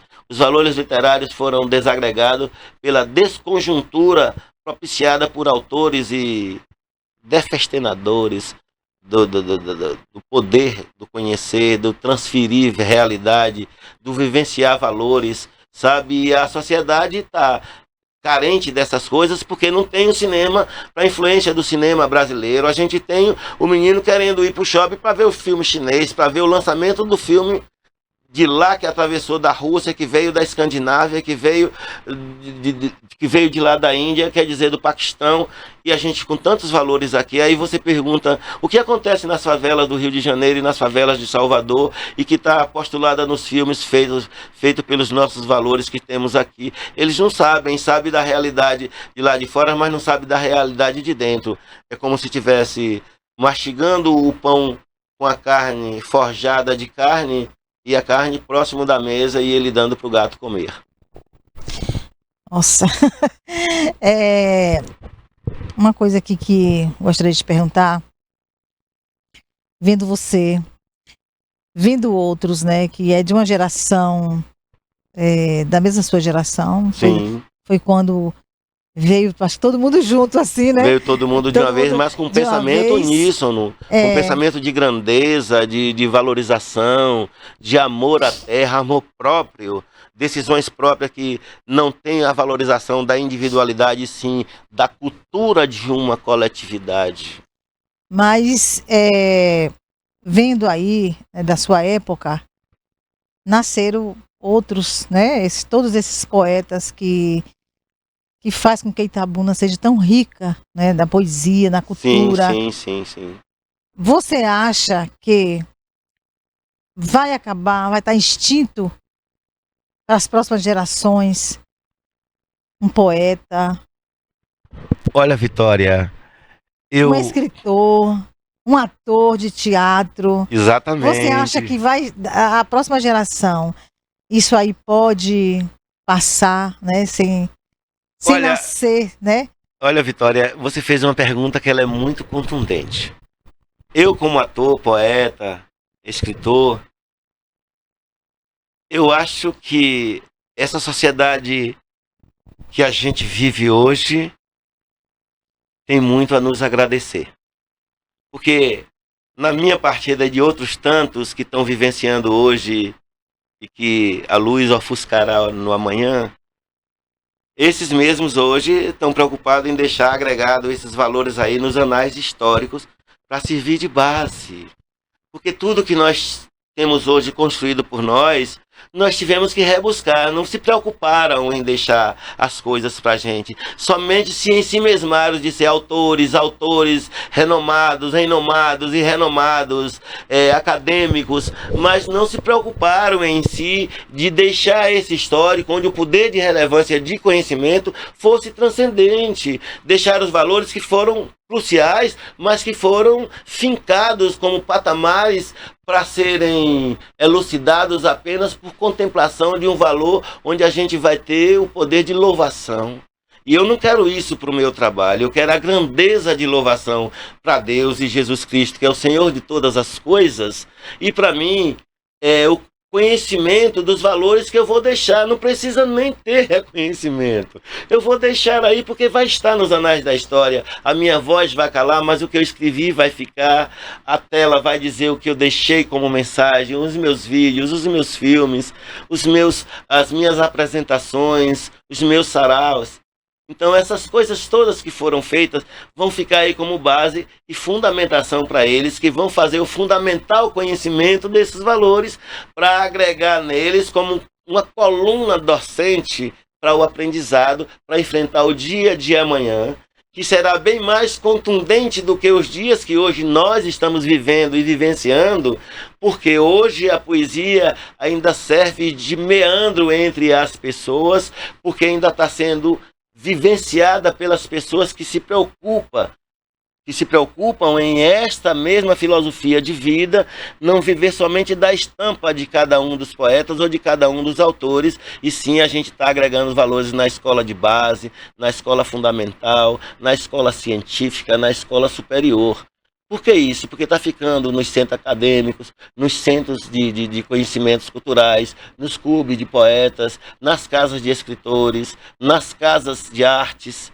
Então a gente está hoje com esses valores em fatos, fotos e vídeos, e aculturalados em letras literárias, o que vai deixar um embasamento que só a preguiça ou o desvelo fará com que esses que serão no futuro os nossos próximos representantes tenham o cuidado de buscar nessas fontes a água para beber e nessa mesma fonte a luz para reflexão de um espelho que eu não sei se eles puderão propriamente em si se encontrar se vendo, ou a reflexão vai apenas dizer quem é ele e como é que ele está vivendo. Essa nova geração, elas vão estar praticamente só. Vai ter, claro, os históricos, né, dos artistas, dos atores, dos poetas, vai ter esse histórico para eles. Mas não sabemos se vai ter tantos, né, poetas da nova geração, como tem nesse momento. E tanta preocupação com o fazer e com o deixar feito. Com o deixar feito. Para que seja isso o poder de uma sequência de trabalho que não pode ser minado nem vazado. Ele tem que ser disciplinarmente continuado, por causa da obrigatoriedade da gente, com esse conceito, minimizar o sofrimento da sociedade que não tem esse conhecimento, e que isso vai dar a essas mesmas pessoas o poder de ter a influência de evitar a arma trocando pela palavra, de evitar a dissolução pela solução da ética encontrada nos escritos, no versejar, no ler, no estar, no querer, no participar, no dizer, sem afetar o outro, porque nós temos a grandeza de querer ser, mas temos a desgrandeza de não medir o que vamos dizer, e às vezes essa falta de métrica e essa falta de regra é da disciplina que se deveria ter, mas é a comedida da indisciplina que se faz ter. Então não é isso que a gente busca no dia a dia. No dia a dia eu busco o conhecimento de ter a disciplina de te reconhecer, te valorizar, te setorizar e te respeitar como célula dentro da sociedade, onde o seu valor tem que ser agregado a todos os valores para que essa formação em elo nos traga resultado positivo, porque a gente está vivendo uma sociedade violenta. A gente vive preso dentro de casa, com as portas e janelas com grades e cadeados, e a violência vive solta na rua com as chaves do tempo. Olha que diferença. Olha que divergência entre o ter e ser. Você tem vontade de possuir, mas tem medo de usar o bem que você possui. Você quer possuir o bem e tem medo de comprar para despossuir para alguém que não tem e levar o único vintém do bem que você possuiu. Talvez, Clóvis, talvez nas próximas gerações possam ter algum poeta solitário, Sim, sim. sozinho, que ele goste da poesia, mas não tem como se expressar. Como se expressar. E também assim, nós já temos a grande dificuldade hoje de ter poetas recitistas. Nós temos muitos poetas escreventes, muitos poetas leitores, mas muitos poetas que não são recitistas. Por exemplo, nós temos o grande poeta fundador do Clube do Poeta Sul da Bahia, Joselito Reis, que ele tem dezenas, centenas e N's poesias. Mas ele só recita uma. Entendeu? É uma prova de que ele é um poeta escritor de poesia, ele não é um poeta recitista. Mas eu recitando uma poesia do poeta Joselito Reis, vai ser tão natural quanto eu recitando uma minha. Só que é a poesia do poeta Joselito Reis que deveria ser recitada por ele, fundador do Clube do Poeta, não é? Entendeu? Mas tem coisas que são assim. Tem pais que sabem colocar os filhos nos braços. E tem pais que apenas dizem, eu sou teu pai, mas deixa o filho órfão no meio da multidão. Ainda bem que ele não nos deixa sem a frase, para não ser órfão das frases dele. O importante é que ele cria e deixa que as pessoas Deixou, então é isso, é essa recitem, né? sequência do trabalho que ele fez, que eu tenho prazer em fazer hoje, e falo dessa grandeza, e usei o nome dele aqui como titularidade, porque ninguém melhor para essa maestria dessa informação do que eu poder dizer isso para ele, e ele sorri uma hora dessa se estiver vendo a minha entrevista. Você acha que ele é um poeta solitário, então? Olha, ele, além de ser um poeta solitário, ele é um poeta recuado, mas ele tem uma grandeza que transcende. Por isso, é bom a poesia dele ser lida, porque é uma pólice do conhecer.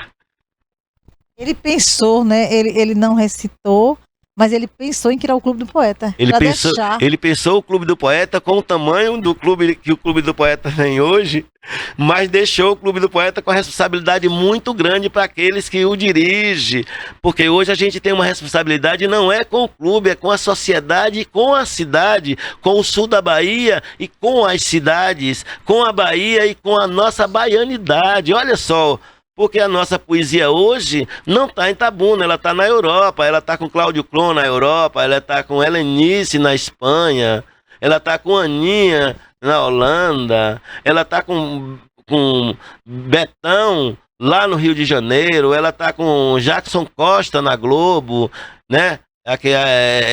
Fizeram os trabalhos, né?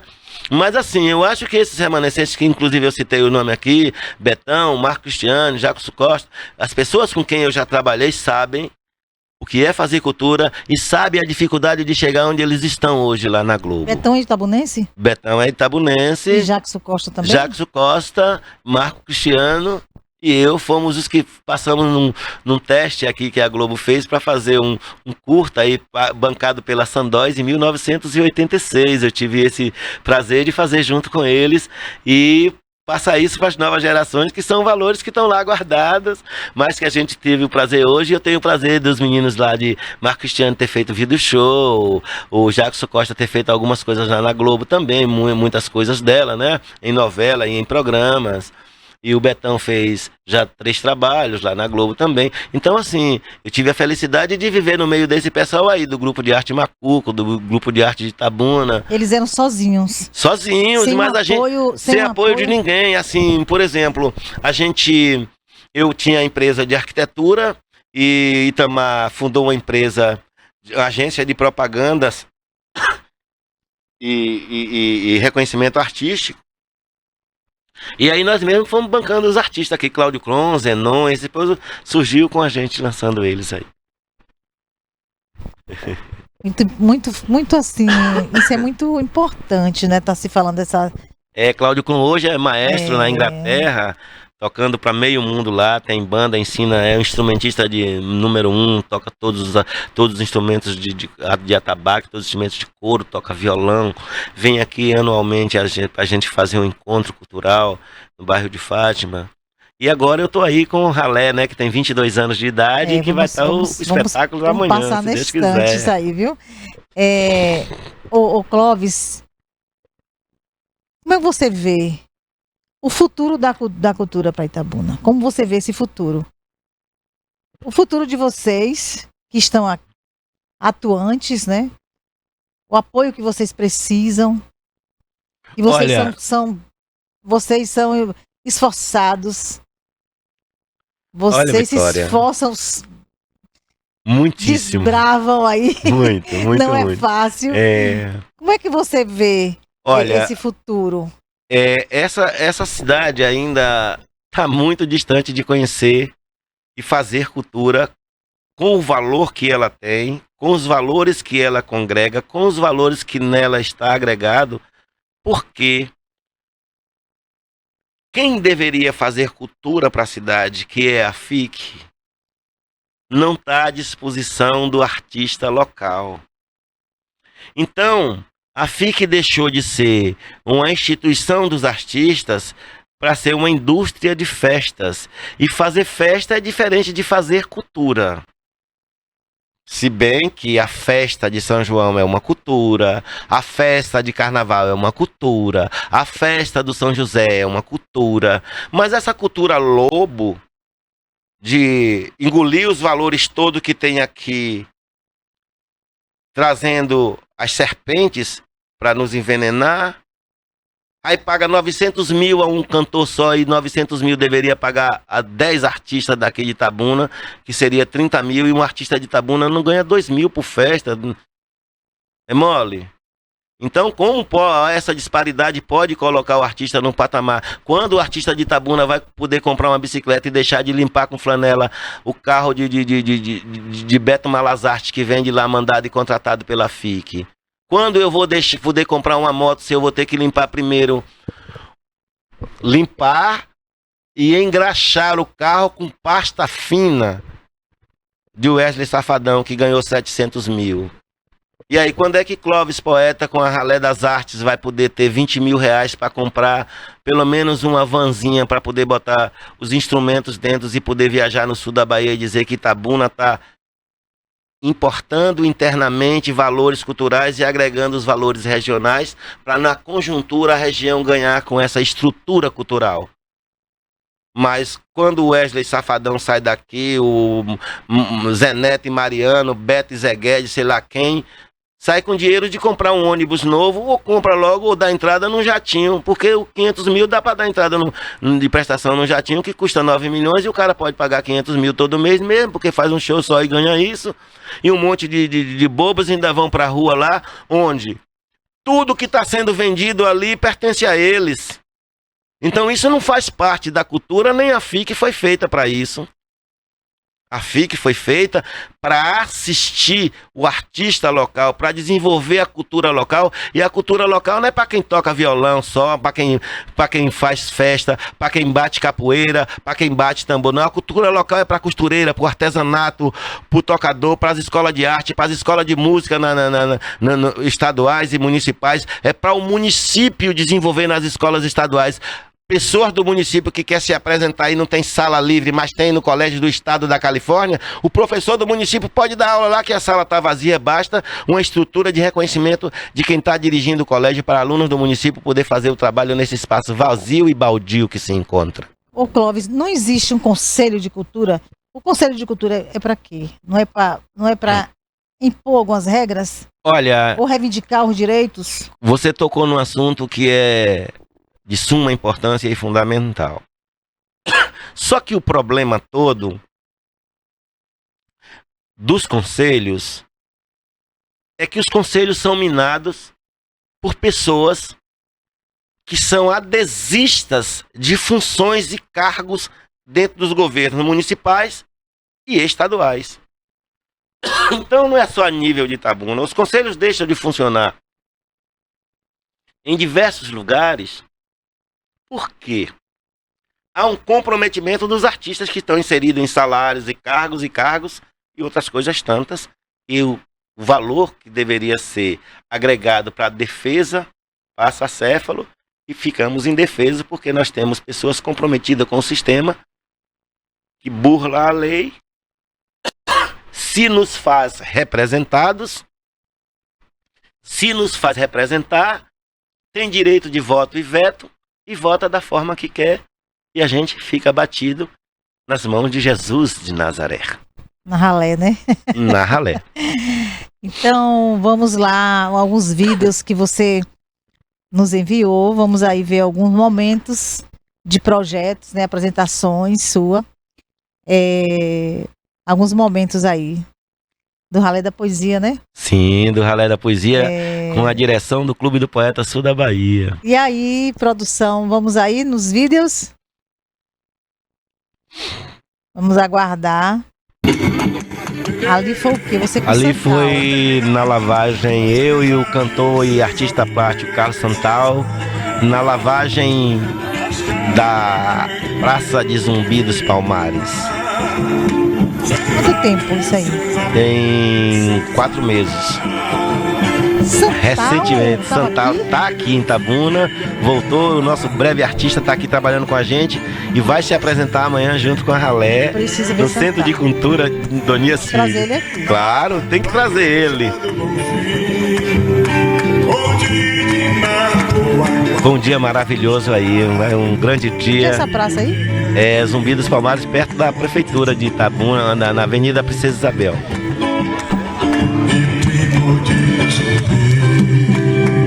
Eles tiveram ali um projeto ali, foi? Um projeto do Beleza Negra, encabeçado pelo poeta Valmir Carlos. Vamos ver outro momento aí, outro vídeo dele. Se fosse o único, atravessou a rua com seu passo. Aí Antônio, Aí é Tom Poesia, Tom Poesia, que é seu parceiro, né? meu parceiro. No violão aí Carlos Santana. Tijolo, com tijolo. E E a gente apresentando a morte. Tom a Poesia peça. faz uma parceria com você no Na Ralé. Na Ralé. Ele e Zenon. Comeu feijão com arroz como se fosse príncipe. Bebeu e soluçou como se fosse um Aí Essa produção foi de quem aí? dançou a produção foi da Ralé. como se ouvisse música. A produção da Ralé. Tropeçou no céu como se fosse um bêbado. Flutuou no ar. Que local como foi se aí? fosse um Centro de Cultura Adonias Filho. Os bichos estão indo embora. Fumaça tá cobrindo tudo. Tá morrendo fauna e flora. Nascentes desaparecendo, sucumbindo terra adentro. Enquanto o rio chora sua tristeza e aos poucos vai morrendo por falta de oxigênio. A mata tá pegando fogo. Tá pegando fogo na mata. Não tem mais a cachoeira com seu véu de cascatas. Não tem mais a cachoeira com seu véu de cascatas. Não tem mais de manhãzinha passarada no amanhecer. Não tem mais de tardezinha revoada da sinfonia do entardecer. Cadê você, bicho preguiça? Onça pintada, meu Jupará. Cadê você? Aonde está? O fogo tá devastando a mata. Adeus, meu Deus. Adeus, meu Deus. Ó meu Deus, meu jacarandá.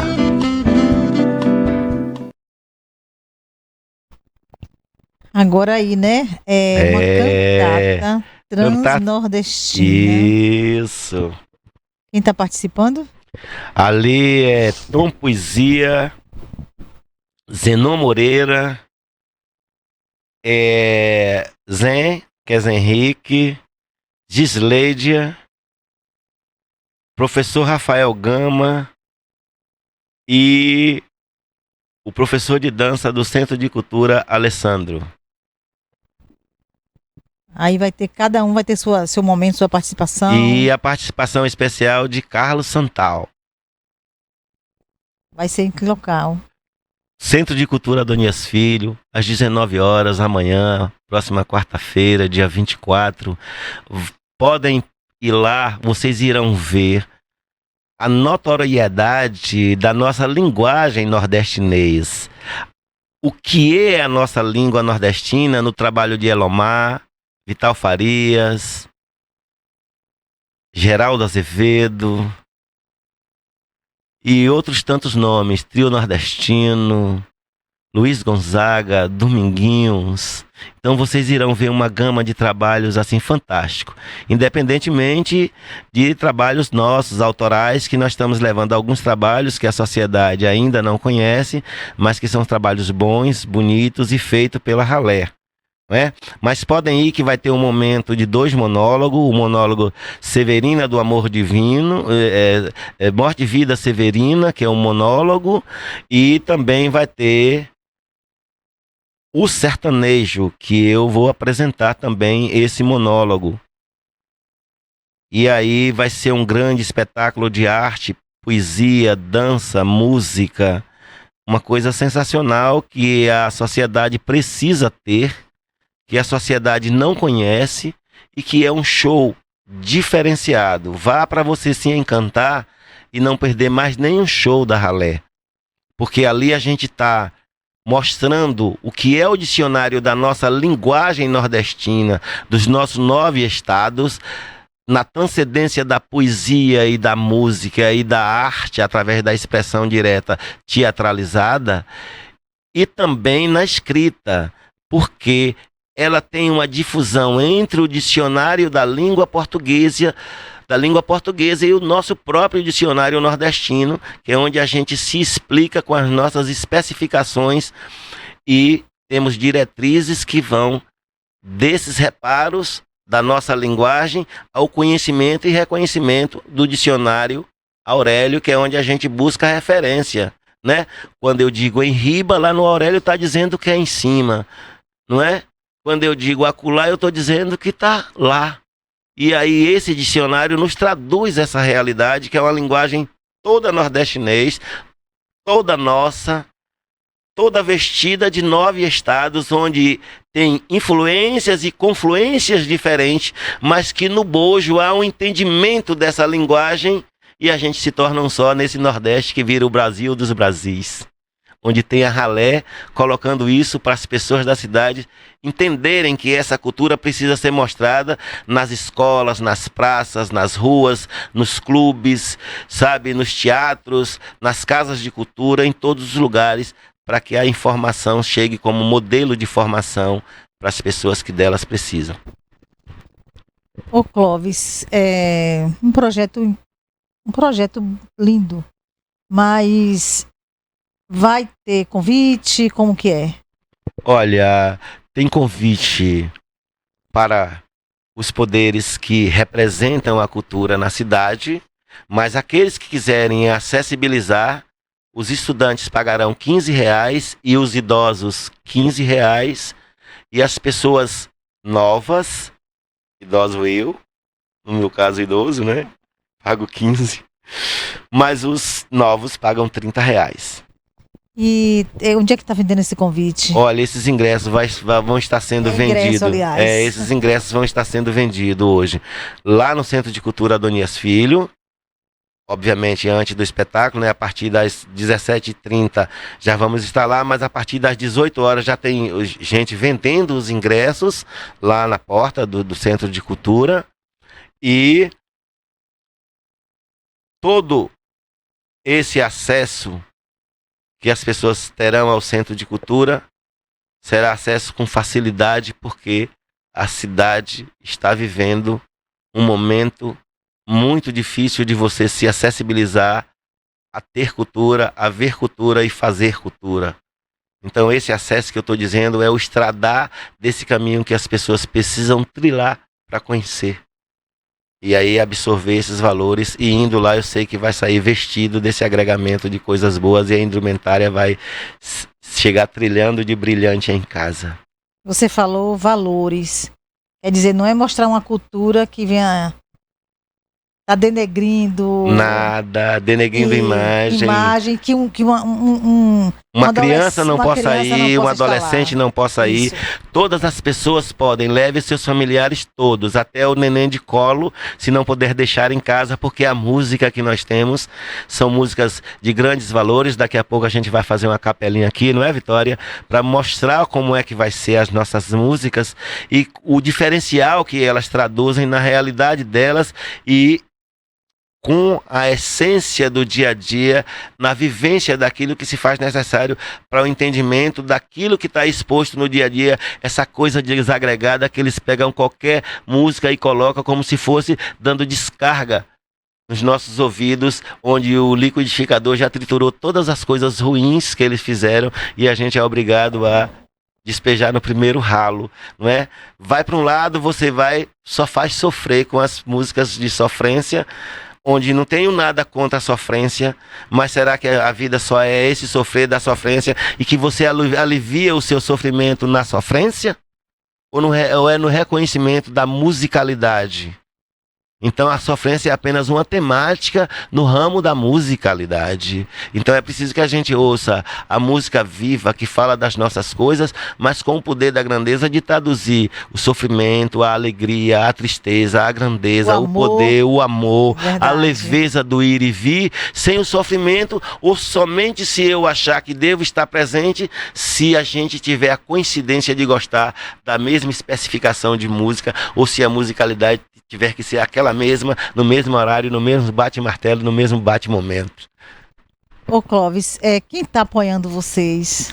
Olha, eu gostaria de dizer que tem assim, uma gama de pessoas na individualidade nos apoiando, mas não tem nenhuma empresa, nenhum grupo, nenhuma pessoa nenhum vereador. Nenhum vereador, nenhum político, nada. As pessoas estão comprando os ingressos na nossa mão, inclusive políticos, mas sem um comprometimento político com a gente, porque a gente acha que o espaço lá é cabido para todas as pessoas de todos os partidos políticos, de todas as partes da sociedade, classe alta, classe média, classe baixa, todos. E aqueles até que estão à margem da sociedade têm acesso, porque também eu dei convite para algum deles poderem se fazer presente para ter o entendimento do que é a cultura atravessando do bairro onde eu moro, na periferia, fazer para quem mora no centro da cidade e para a avaliação daqueles que são acadêmicos, daqueles que são letristas, daqueles que compõem, daqueles que são escritores, daqueles que são fazedores de cultura, daqueles que têm a cultura como fundamentação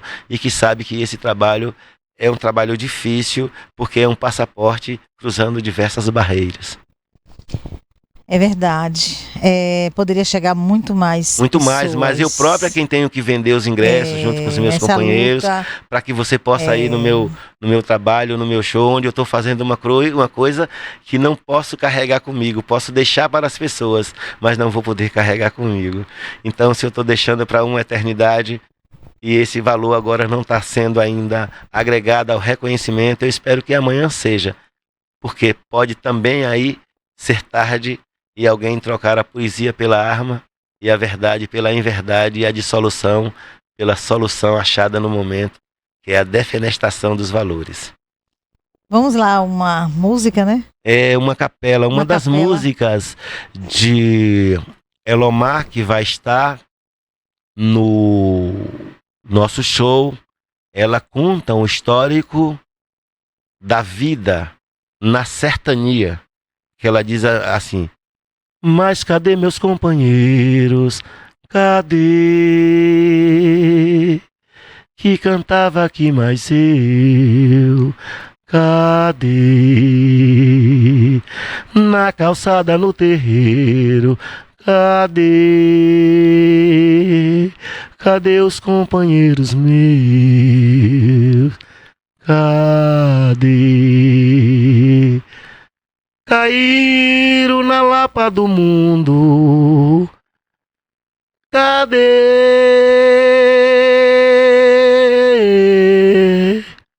Lapa do mundão de Deus.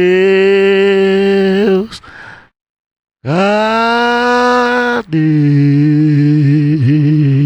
Isso conta o fato de que cadê os nossos companheiros nas esquinas? Caíram na Lapa do mundo, nordestino, batendo lata em São Paulo, no Rio, em Minas Gerais. Caíram na Lapa do mundo para ganhar o dinheiro, para matar a sede e a fome da terra que ele tanto plantara e sonhava, e hoje tem que plantar feijão no pó. Uma poesia de Itabuna. Itabuna, minha terra-mãe, quão grande é o horizonte que em ti enxergo. A ninguém não nego, te pego, te carrego, te levo comigo aonde for. És minha princesa adorada, minha mãe, minha irmã, minha amada, minha mulher cintinada, pintada de todas as cores. Itabuna, é minha amante, és os meus amores. Por você, carrego no peito todos os valores. Oh, quanto é belo saber que de ti sou filha. Oh, quanto é belo saber que de ti sou filho. Oh, quanto é belo saber que somos de ti os filhos. Oh, quanto é bom de ti te vestir de saia, de calça, ser homem e mulher. Oh, quanto é bom saber que tu não tens cor nem sexo. É o meu complexo, também o meu convexo, tem exo, tem nexo. Fico feliz porque tu és a mãe, madrinha, me auxilia, me concilia. És também domadora, amante, cintilante, cortês, fantasia. Tu és festa, tu és alegria, tu és tudo que tenho, tudo que possuo. Tu és o meu filho, tu és a minha mãe, tu és aquele garoto da rua, tu és a minha poesia vestida nua e crua, tu és o cintilar do rio cachoeira, tu és a minha alegria, tu és a filha da mãe da lavadeira, tu és o rio que desce em cada gota da cachoeira, tu és a minha amante eterna, a minha vida inteira.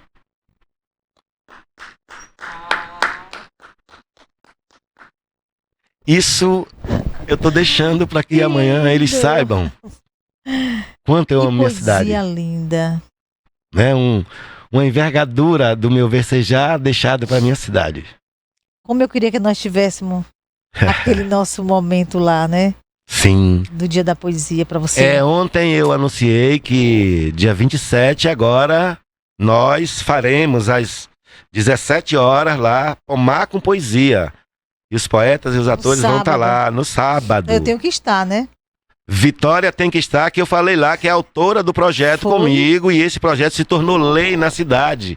Então é um prazer saber que a gente vai fazer um trabalho cultural que foi criado por a gente numa mesa tomando chamate para matar a charada de que eles nos tratam como piada, mas que a gente traz uma nova risada na estrada, na nossa cidade, onde nós ceiamos, nas mesas onde podemos nos encontrar e por ela e dela e para ela falar. Vai ser que horário lá? Às 17 horas a gente vai começar o movimento lá e vai ter a participação da Ralé. Pela manhã seria melhor, porque o povo tá na rua. 17 horas vai ser sábado. Então é o seguinte, quero reavisar a sociedade que a pedido da nossa anfitriã autora vai ser a partir das 10 da manhã, lá com anfitrialidade do proprietário Danilo do Café Pomar, e nós estaremos lá no Café Pomar, onde eu tenho a gratidão também de ser um senador pomar, discutindo as coisas evidenciais da nossa cidade, a cultura, a política partidária, a política de desenvolvimento, a política administrativa, a política legislativa e a política da nossa sociedade como um todo, porque há um permear desses valores aí que passam desagregado como se fosse discutindo futebol no dia que tem Flamengo e Vasco. E aí vem o fiasco.